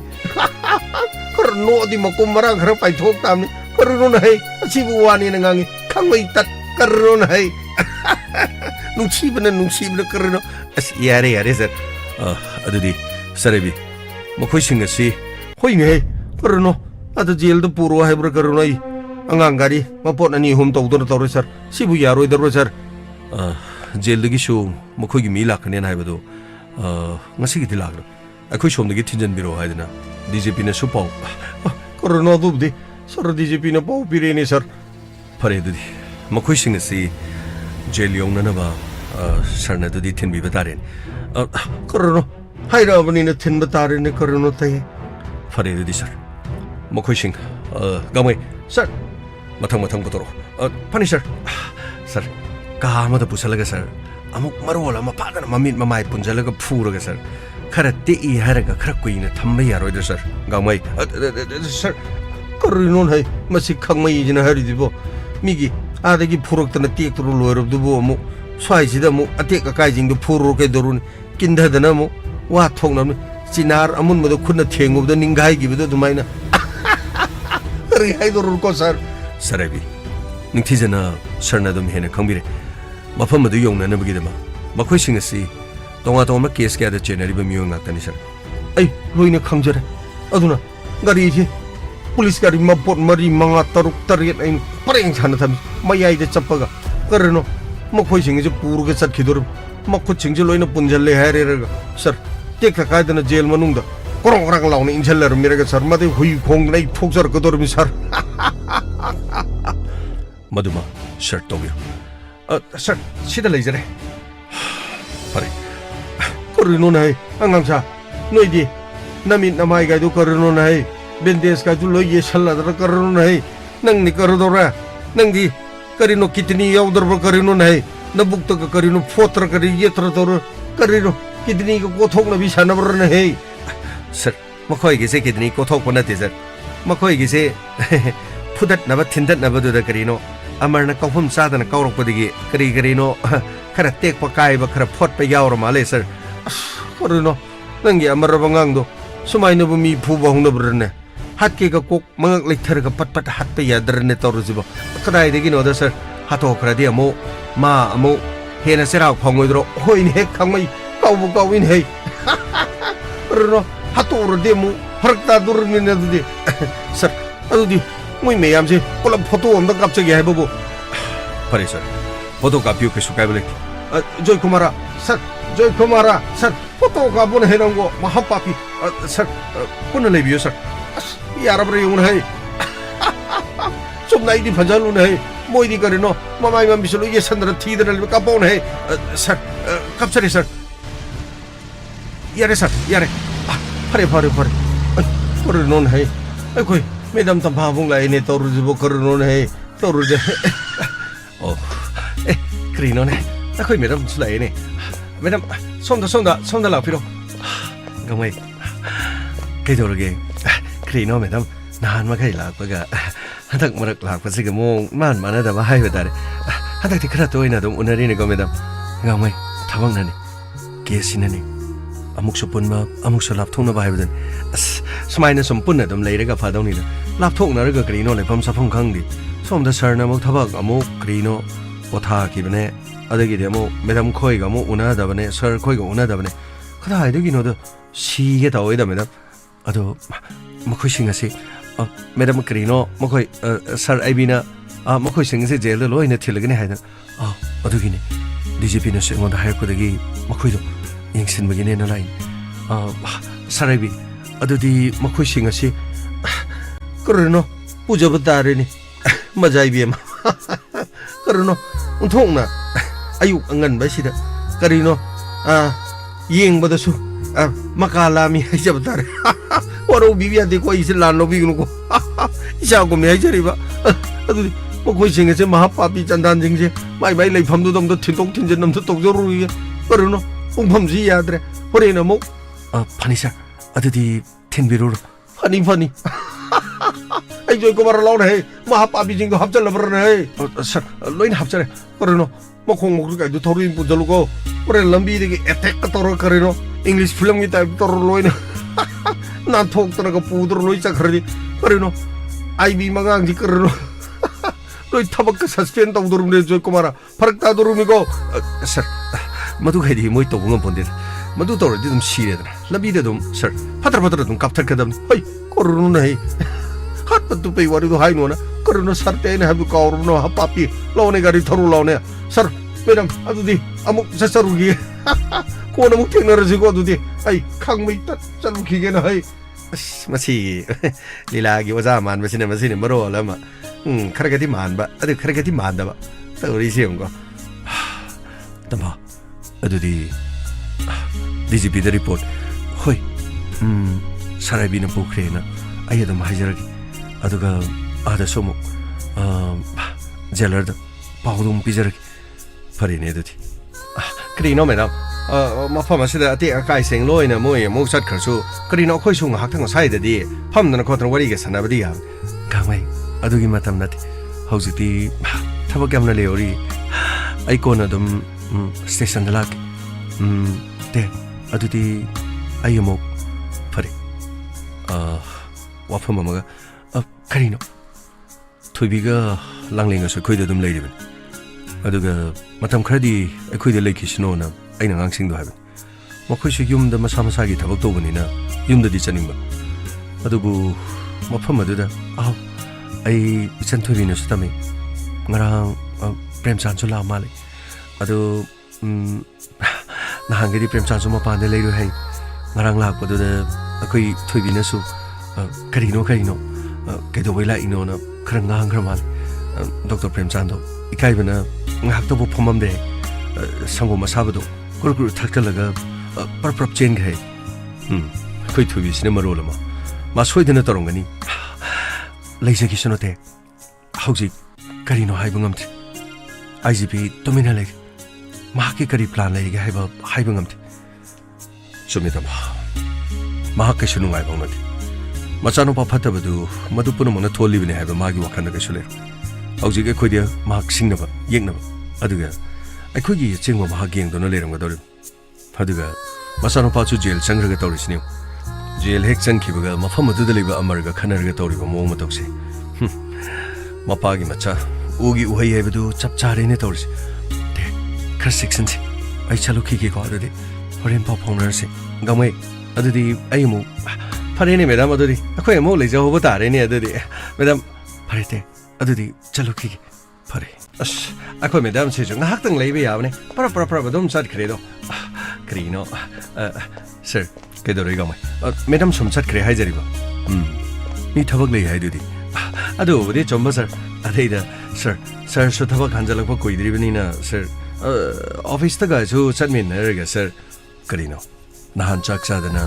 like kurum dana tori du di adu bodi sir nahan ka ki wani dana sir ngasi so mo gamai ai khoi lai thok na leibe ya banati ai khoi mi kup na hom section lege da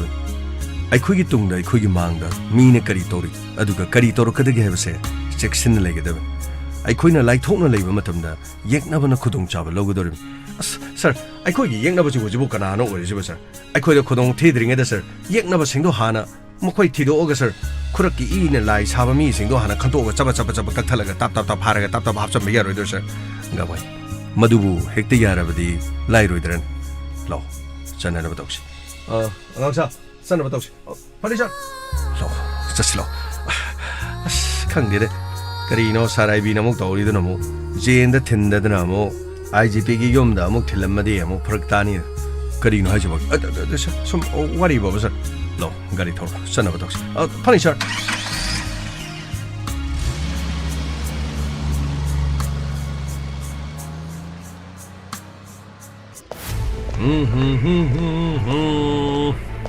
Gela ba samji gela irani tari dolai mai dho kodro kadra oi kana lagi si pareng tumro oh okay sigidi da Sana kangi di kino mai ge loi muthali jibo mai muthali ji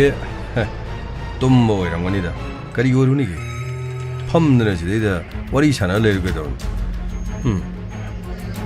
songi de ai ko mo si ma pa ji chang ga tang atai loi tung ra di ai ko kari yo atop personal le wani ko yani kastor oi तुम नरबो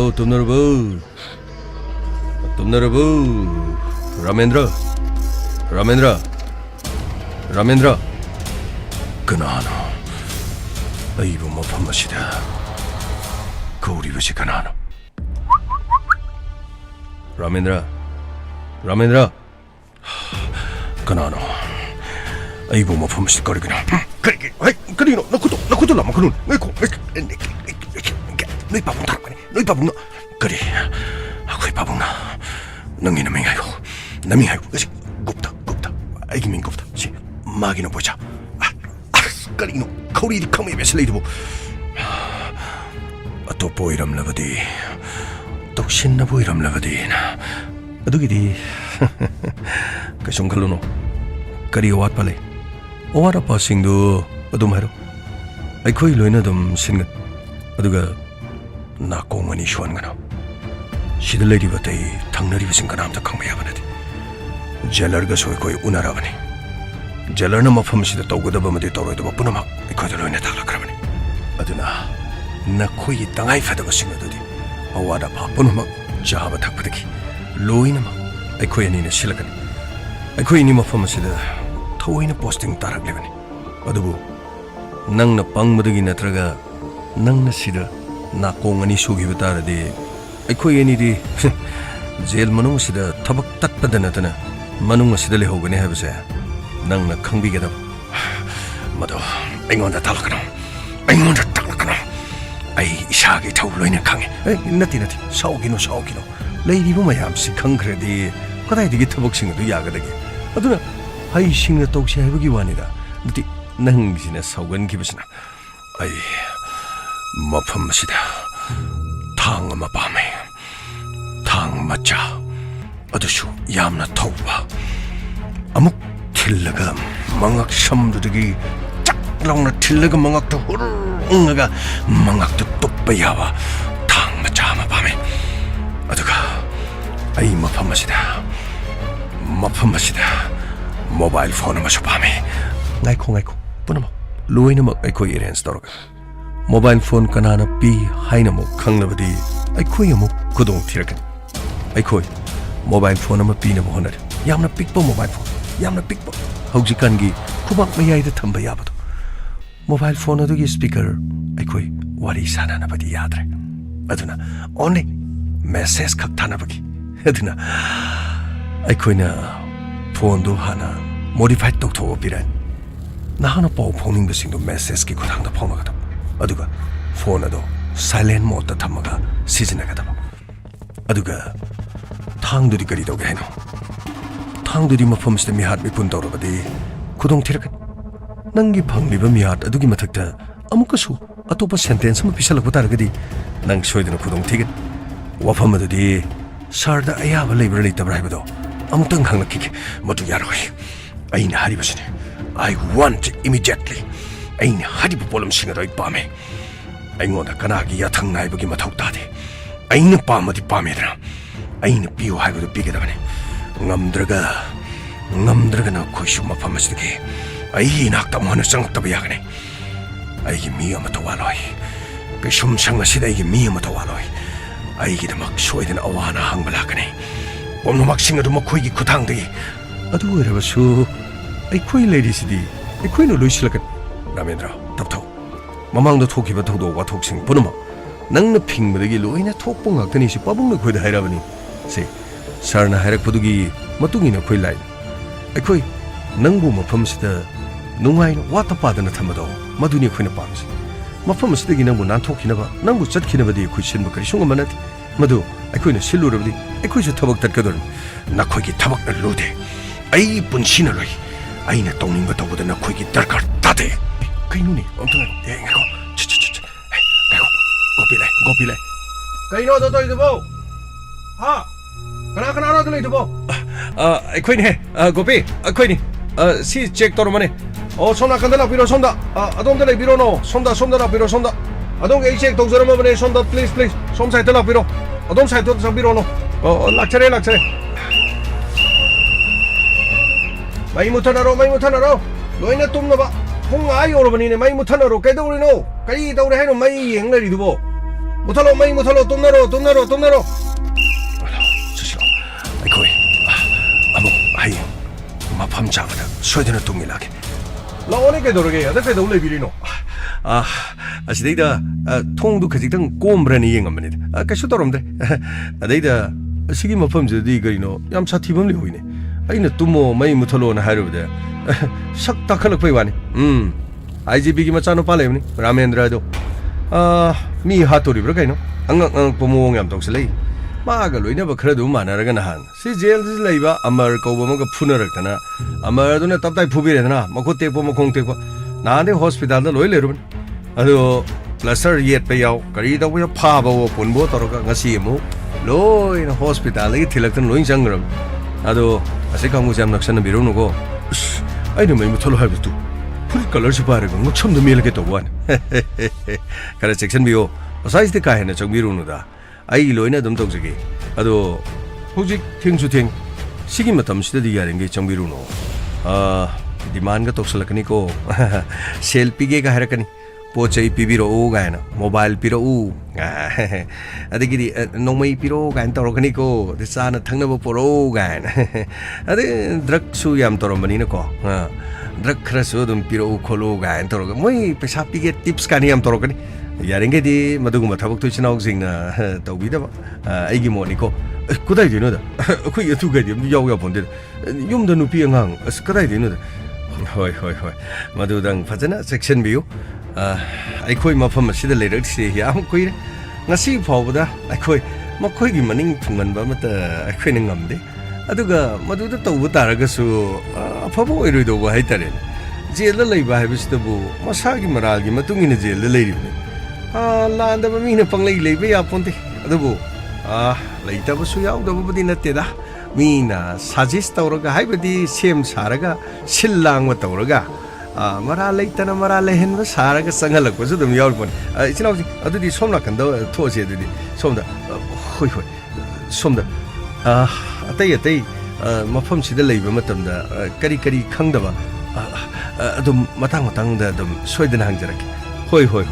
How did you think to think? Among some sites that's a mirror. I among them was still Kongtok.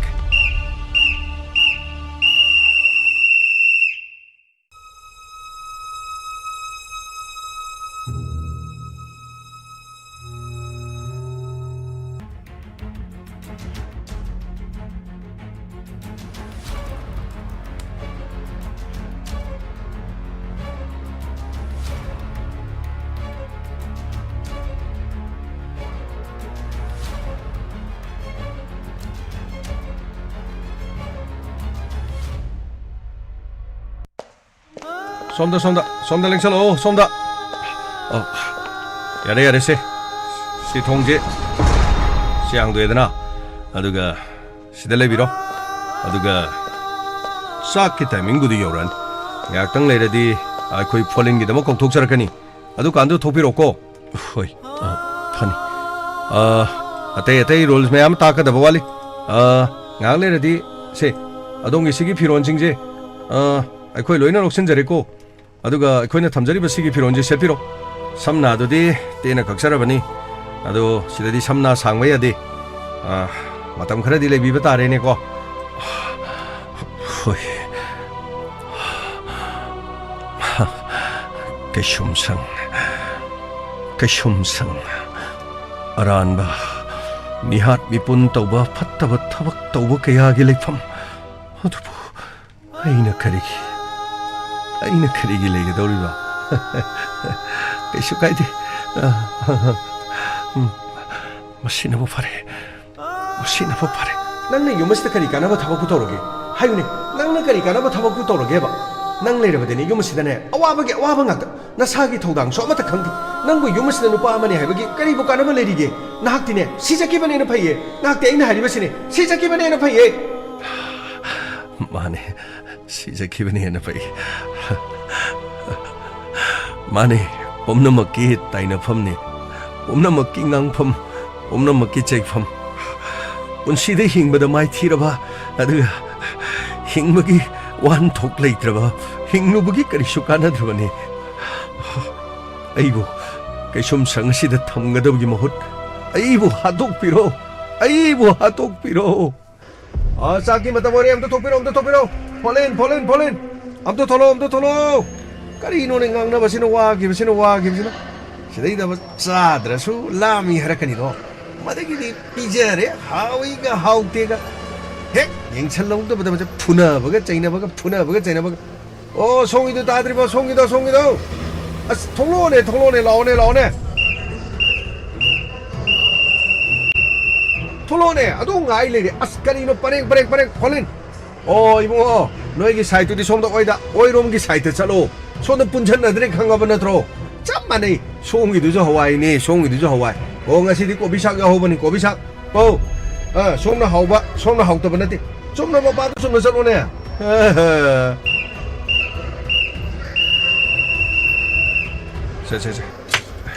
시디 그라 꼬비삭 야오니 그라 하오니 해세 하이도 보다리네 땀나 동네 노이고 그나노 와다 똥하나 맡은다 펌마가 잘리시 마기만 악시다 펌마가 자루라기 까돔노로 상비되도 까돔다 아시다 펌마가 잘리시 아시기만 악시다 이쇼 펌마가 자게 더우니 나랑 나나 카나다 가리고 지상가 카티 카나 비루는고 미기 자폭한 거야 되고 비루는 가다이 되기는 아이 까리마토 독저로이 야래 야도디 신호 아이 시다 팜마가 사자바 야가다 저비 위안에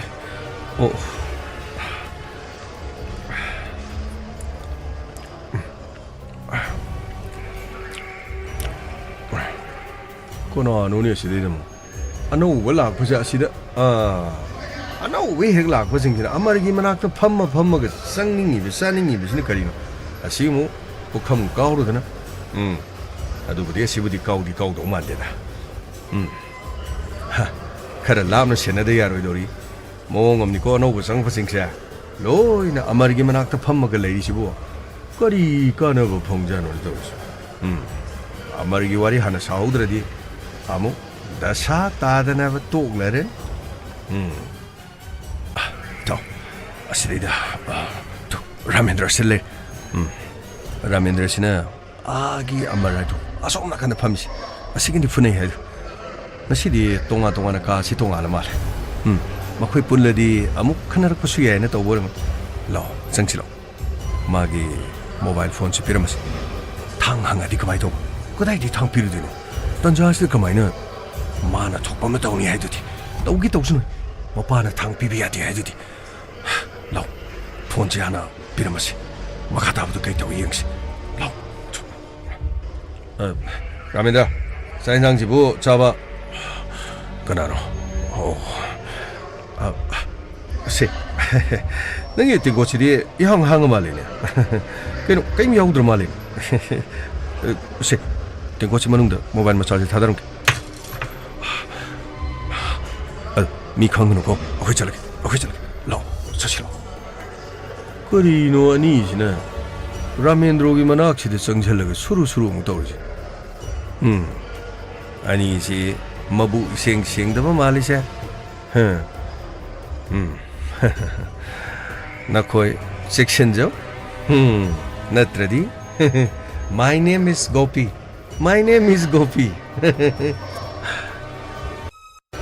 아드는 거리노 엄마르가 이노노나 라고는 빠지고 뭐 식탄하드는 레그레 아시나 와칼사나 바이브도 따레네 안각바니고 떠오리지 안각바니 보노 먹싱에서 미꼽 나홍 가직당 핵싱 하우다보다 핵다 부동 티버지 더 따라가더리 까리와리는 뭐니 사라지 뭐 토노 싸나 그래다 와칼마나 바이도 따레네 와리의 시기마카 하이행아목 다비레시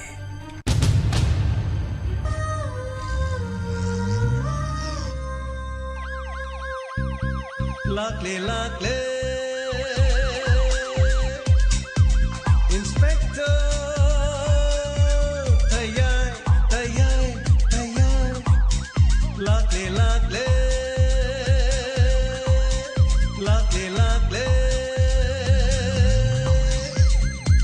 Inspector Tayai Uthanaba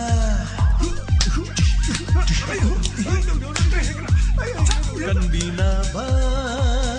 Thank you, sir. Welcome. Uthanaba.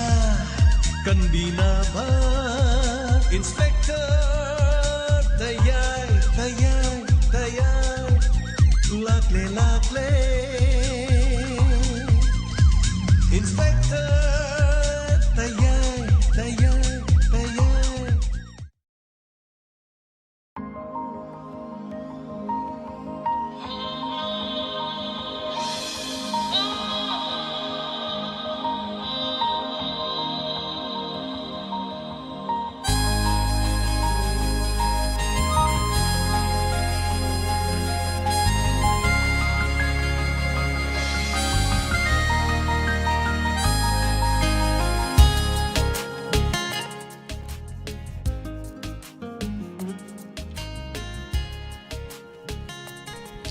Hanana Tagacharing Asigi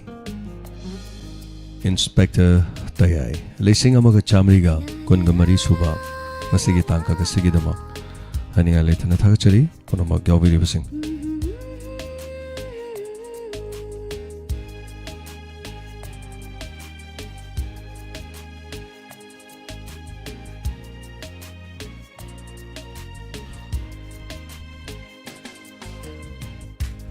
Asagi Tharom Kamda Wibage Asagi Sandokchari Inspector Tayai Angamba 30 Suba Mayamna 30 Harapres episode Yamni Yam Giva Malani Soden the Wari Sigi Masagi or Paringa Masatazavani Haratane. Thank you so much, Tagachari. Thank you for the opportunity. I have a bit of a comment. Machamani Pazagitan Zada Logziki Zakamba to Jam Tagachari, Live Yogzari, in a Tapira Tagachari, Beman Nintokong Tagachari. Warisu Ibire, Tagachari, Commander Warisu Ibiri, Tagachari, Pratima Tangjam Tagachari, Wahingbam, Sobita Tagachari, Toromsi Yobiba, Sigida Maduga, Subadani Yumnam, Tagachari, Waninungai, Makanga Jarita, Rina Hidam, Tagachari.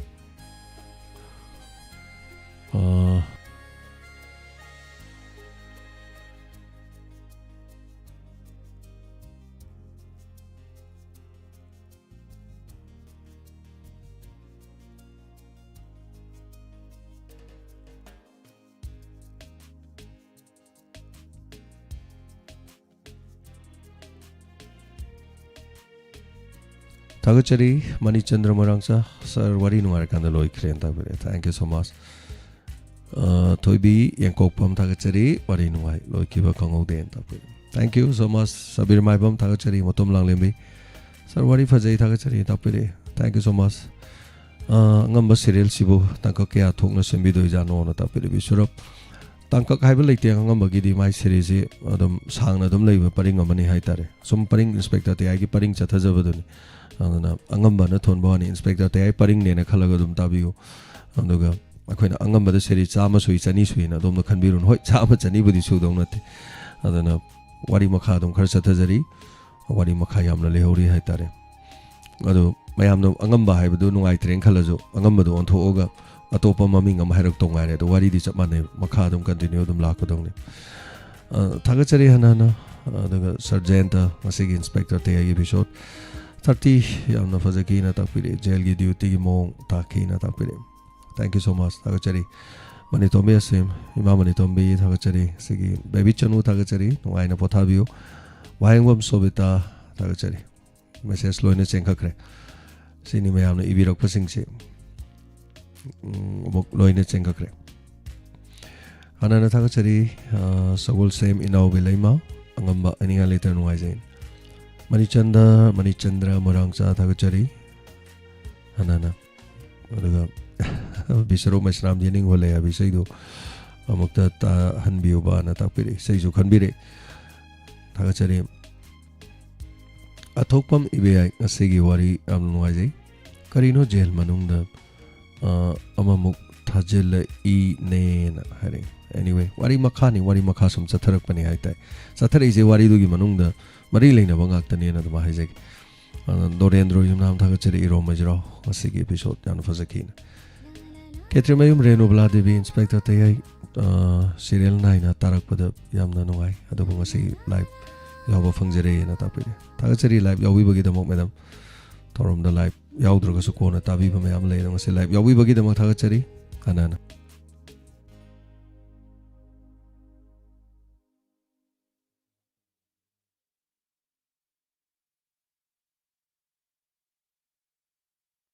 tagachari mayam panamak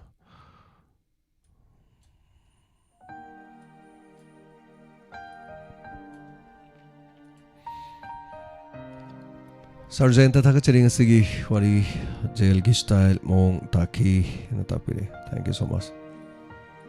Wahing bam sobita tagachari makok tahodre haibor mal chingkhalaga tajaragi soidina tabiu makok chu haitare madam bigyani tagachari ngasidi chap chana loirame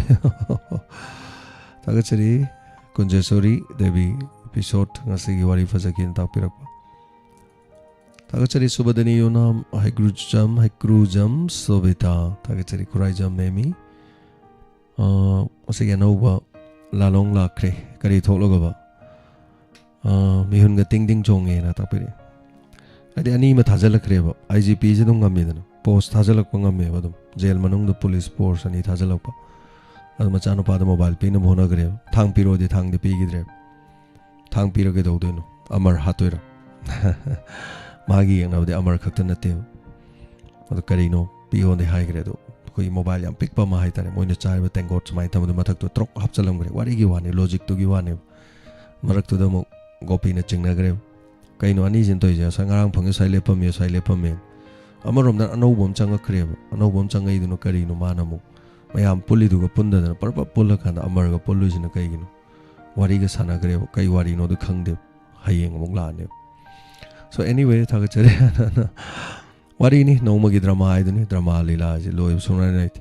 inspector TAYAI gi dekhona series da sum haija bai wani wari ni makha continue to be continue ngak tani madam ronita gururi bam tagachari wari sin wai jai 2 days sure live loiram nai de hekta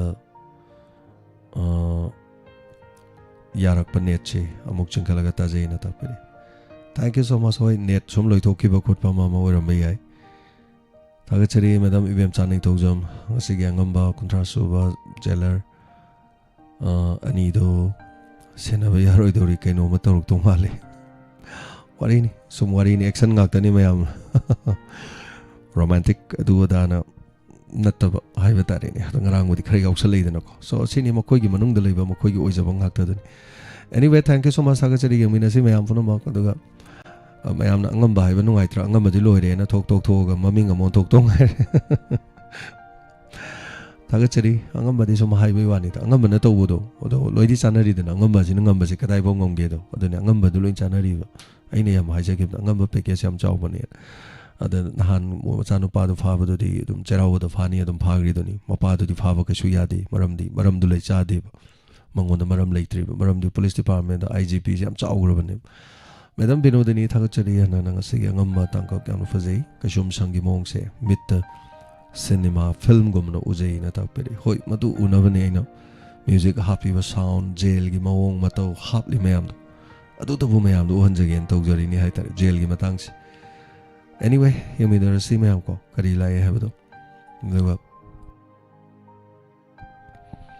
miyo bagi thamoi na pen bu pelaba pen thok ko bo hairaba loina pen be ngaktan pen babo haitraba adum lor hanjalle na khalaba monotonous oiraba ador de mina dum hainadre as hanjalle da aduni haina khangragadi skip tawge doine sini miyo punchi se adu miyo da hanjalla so hanba yada ba porom khangle kaino haidi aigi icha je nungti gi aina ui natraga aigi icha duna aiba nungti gi ui natraga nungti gi tai natraga nungti gi wari sanai natraga aigi ima aigi yumda leriba aigi nupi hairo ai nupi chan mayam lai jing nukti gi ui no moi jing do nukti gi ure monotonous ore loi sinto ge na sinto pa ya de adu yan film do gumba di sinto ko si film jing arang ju yeng ngasi ju yeng no skip to we but adu bu sa thajari ba tang kak se arang gi ngasi gi arang gi nahan gi chalis amat mana da bangak tan loina haitare aduna hanjan bam tanat to be continue dana dum continue ngak tan Thagachari Tombi Nung Tomba Wari Fazena Takpirakpa Daga Thoiba Kuman Thagachari Sir Loirame Soidana Tabi Bagidamok Thagachari Daga Soidana Sotabiu Sabir Thagachari Ngasagi episode Dukimating Nungaize Thagachari Sosila Thagachari Kaikonazari Wari Fazay Thagachari and Takpirakpa Loin Chenkakre Message Kai Pahodo Mayam Suyog Chinis Mina Momuk Tori Gar Iragamayam Pal Fara Tamadeko Chenka Kiamu Hypetang Tanazage Kitang Yang Zara Pazarak Thagachari Ranbirwan came, Sir Nasidi Kiva Suyawe, only Mamatang Suyawe, only Mamatang Su, Bol Gom Sairaga, Prak Lekom, Hybudo. Hoi, Thagachari Ranbir, Matang Haidunico. Nasigi Inspector Wari Nungai, Tapiri Sergeanta, Message Lana Isalakpanina, sir. Thagachari, the Eva candidate. Sir Yam Yang Nire, sing with jail the Hikmalay. Thank you so much, Thagachari. Wangbam Sobita, Thagachari, Marang Kuno Helen, Thagachari, Sigi Tanka Sigi the Mahabir Wari Faze Makanga Zarina Tapirapa. Abe Kangibam Thagachari Bung, Wari Nungairak with the Loikre, IB Mangang, and the Nuxi Maka Yamuk Taminasi, and I very okay, money, Taminasi. Matang no magi some soy than a biter. What did them to mana than Adam Santanzagi? Other 40 minute hiterico. Them zer not opposite. Oh, I did the moyo. Anyway, thank you so much, Sanjabam Tomisana, Punchi concert, Quiracer, a Siamu Yauzer in a tapire, Punchi concert, Yawi Bagi the Matagacheri. Inspector Tayagi family, Yam Krabamili Singankai Humpudo. Lan Hector Pudiloi Mangravan. I do the Gitamna Tomna net Yarakudagi, Hojik Sing Kunoma, Kuntrama Kabu Yauzer in Hitter. Anyway, Thagachari Hanana, Rena Hidam, Quibam Helen, Kunjesuri, Thagachari Hanana, Wari Yamna Nungai, and a Tapide. Madame Kunjesuri, I contabling a sita vanate, contablium quire, Marskitan contra the guitar company. Contabasedo, a seeing hug, a mupai, a mugai, my tower lady, was a cradum. Yam Kanatabanati, was a candy mukitang a mupai. Kitang Parakpadong Tawi Dagulidiam Kansari. Anyway, thank you so much, Thagachari, Wahingbam Sobita, Sabir, Ranbir, Bogi Road, Winam, Brazesori Takal, Jangbam, Thagachari, sir, Angamba Wari, Sugimatic Fazi, Kangajari, Tapirapa. Thank you so much. Sakuntala Maibam, Wari saying I later, Fajakari, Fazaba, Tahan Birakwidamak, Tapire, Thagachari, Nissan Ketrimayu. Thank you so much, Wahingbam. Sobita, Sagol Semina Vilema. Thagachari, Namchilu Gonmai. Nasigi Tankagano Pazay, no Monomogi Wadi Nungai. Tapire. Or the Nungaite, Sargi Kona, in the T Nungaigani. Amargi Kaluba Nungaite. Okay. Thank you so much, Ibeman Devi, Nasigi Wadi Tankak, Pazakre, and Asutapire. Wari Sumati Mekte Ibi Medamgico, Wadi Eva, the Queen of Pava Nungazadab. Thagachari, thank you so much. Tawayaun, Tabi Bagidamok, Abe Thagachari. Sumto the nap like the Yawi River Kudima, Radia Piari, Soibam, Thagachari, Yawi Bagidamok, Susila Okram, Thagachari, Michanipan Hena, like the Levi, say them, Thagachari. Thagachari Sargenta Noajay Saruga Biva Message Loin Chenkakre Sangita Ahibam Pataba Medium Patana Labazani Yamna Nungai Patabazi Moitas in Moidi Paina Kanjavazanit, Adana Moi Mai Pang of the Mohonavazan, Adana Masako Tabang to Sodom to you. Adana Migi Mang of Banana Kande, Moidi Moida Muglak Padugine, Laman Kumbanina to Kanbasu Yavazan. Inatorisi Fatabani, the Kandava, on the Moinatorisi don't pay in a color labor Sodom Yavazan. Thagachari Sargenta film don't know Uki kind of talk with him. Thank you so much. Tenzin again. I comment on the pyro, a conji pottown highway, the conji pottown, why I'm hung the never. I do yade, pilot. Pongama dialogue to later go Kadai khanaoga khara kangbajan. Thank you so much tagachari anana loirakpadi sei amamamdi adum khongi ado sei khongi bi sei sing hana di manga truk khongami hojikti amamam khak khongi mayam ge interest ta haitare antawa antaki anobi sei ani khak phongjei anoba sei ani du gi khala ga yam khongjei aduga masidi manadaba mukhong tare aduga Facebook live ta lebi thagachari Rameswar manga sam noijai nawi charangpat thagachari yamna fazai tapiri Rameswar thank you so much Facebook live ki mai nga pi live ta lebi ba dugi dama anana thagachari Facebook live ki dinung sigarjan mi ga ja matang ani dang manga tang ga leijan manade ba mai ki kanose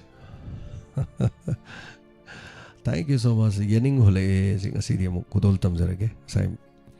marubamna tapiram ba batare ni ko. Aduna ama khaktang kudol tamjari yening hulakle tabiri ba mayam punamakta. Yening hulakle na sai ji kuire mayam no thada ba. Atai matam na thara so kudol tamjari tabiri ba mayam sing punamak 90.0 wang radio da tabiri ba. High school de yang biri ba punamak kudol tamjari.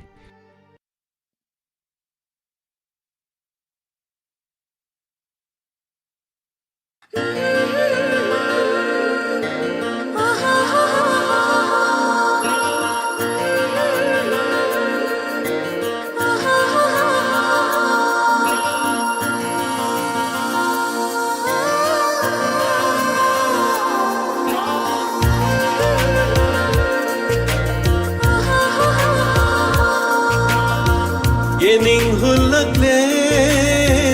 ay gita mo siya Nangginong si satam urubada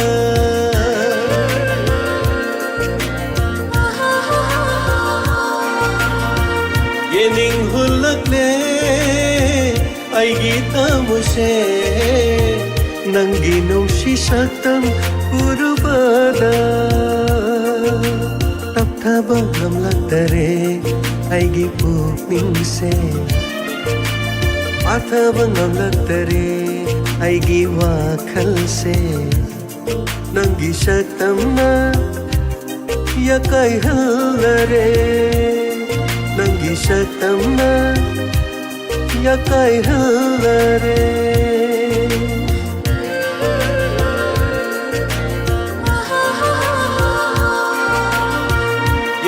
hulakle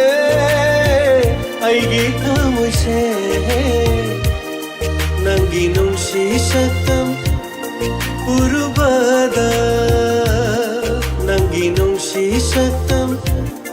urubada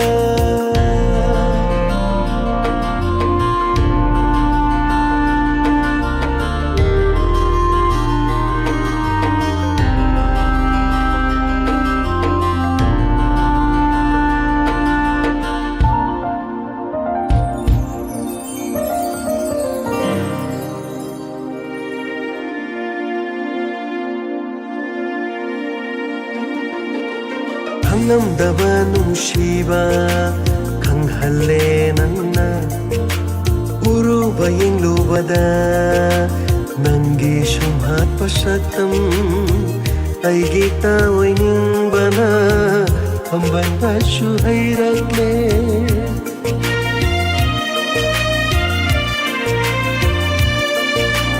Angamba nungsiba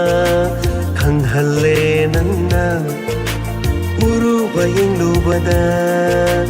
nanggi sumhat pasatam ay gita waining bana amban basu hayratle miko amatasyo kau ba namdare miko amatasyo kau ba namdare nangbu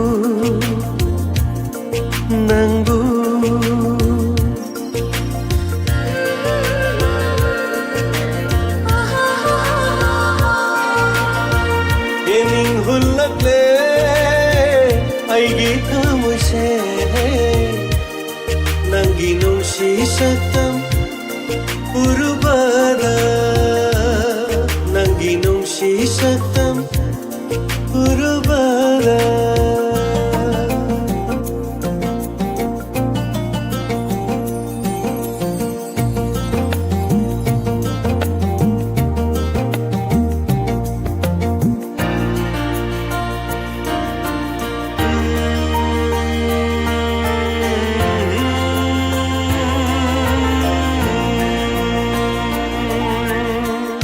Pamalang syahuna unak pada nung si irik na jot halle ay gihachang se nang giyathang amabu pangnaba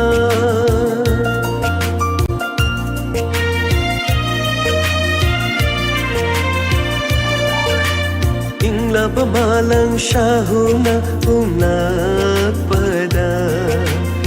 si irik na jot halle ay gihachang se nang giyathang amabu pangnaba amoy isi thok tu na pirage nafamda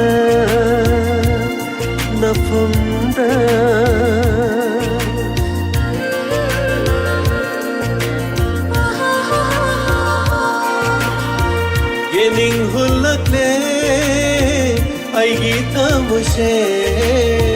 nang ginong sisaktam urubada taptaba ngamlaktare ay gipupning se athaba ngamlaktare ay giwakal se nang gisaktam na yakay halare Nanggi saktam na yakay halare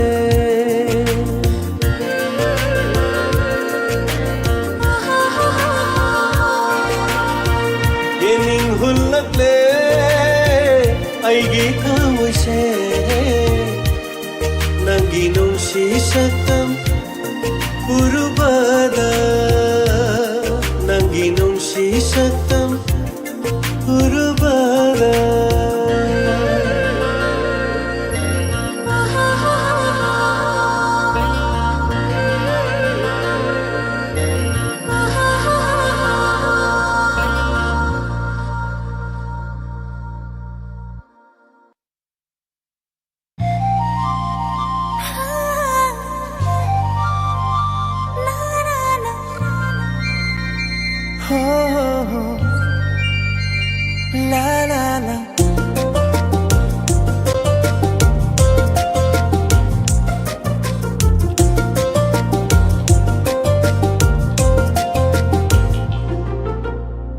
Jum pan ba hayri hayaini kombi ray layrang sad lagle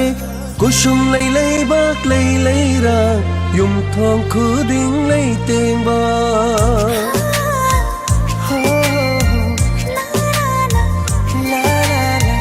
Jum pan ba hayri hayaini kombi ray layrang sad lagle kusum lay lay bak lay layrang yum thong khuding lay teng ba Sazibu Jairaba Lagle lagle Jairaba Jairaba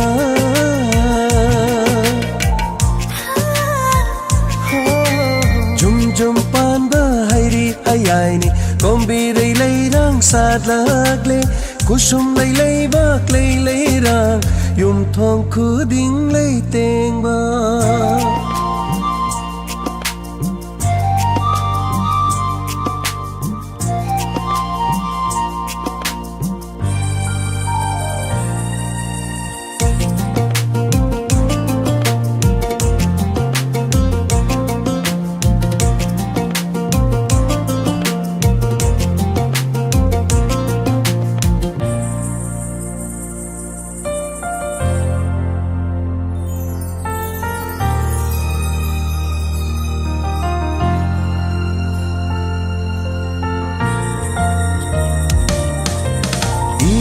Shuna thonggan khuding ngamjaba katnari Lairam lenda chakrava singda tara chindam nava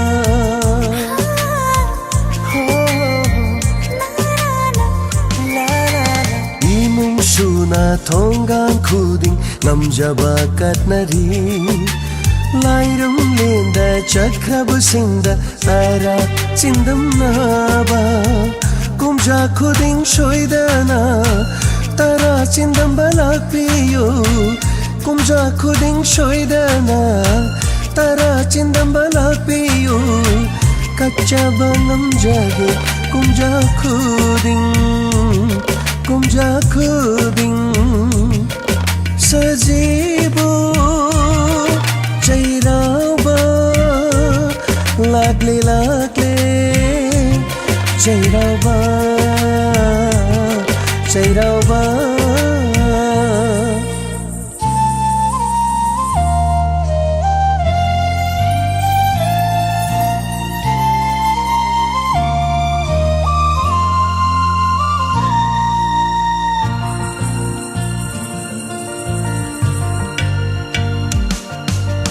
Hainam lainam na yom lare Mai kai khuding ma hai pa lai pa thallare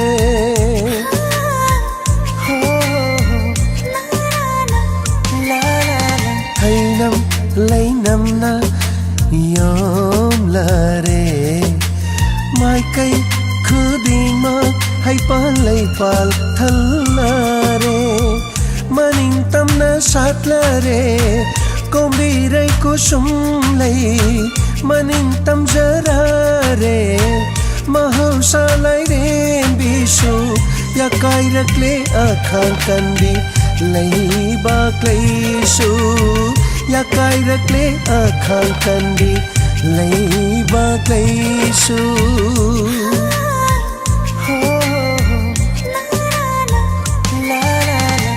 Jum pan ba hairi ayai ni kombirai lai rang sat lagle kusum lai bak lai rang yum thong khuding lai teng ba sajibo chairaba lagle chairaba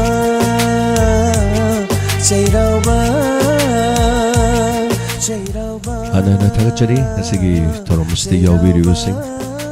Sanduksari with Torom 90.0 Wahong Radio Gi, Toromatang Sidalushin Jubuga Yabda Luxury.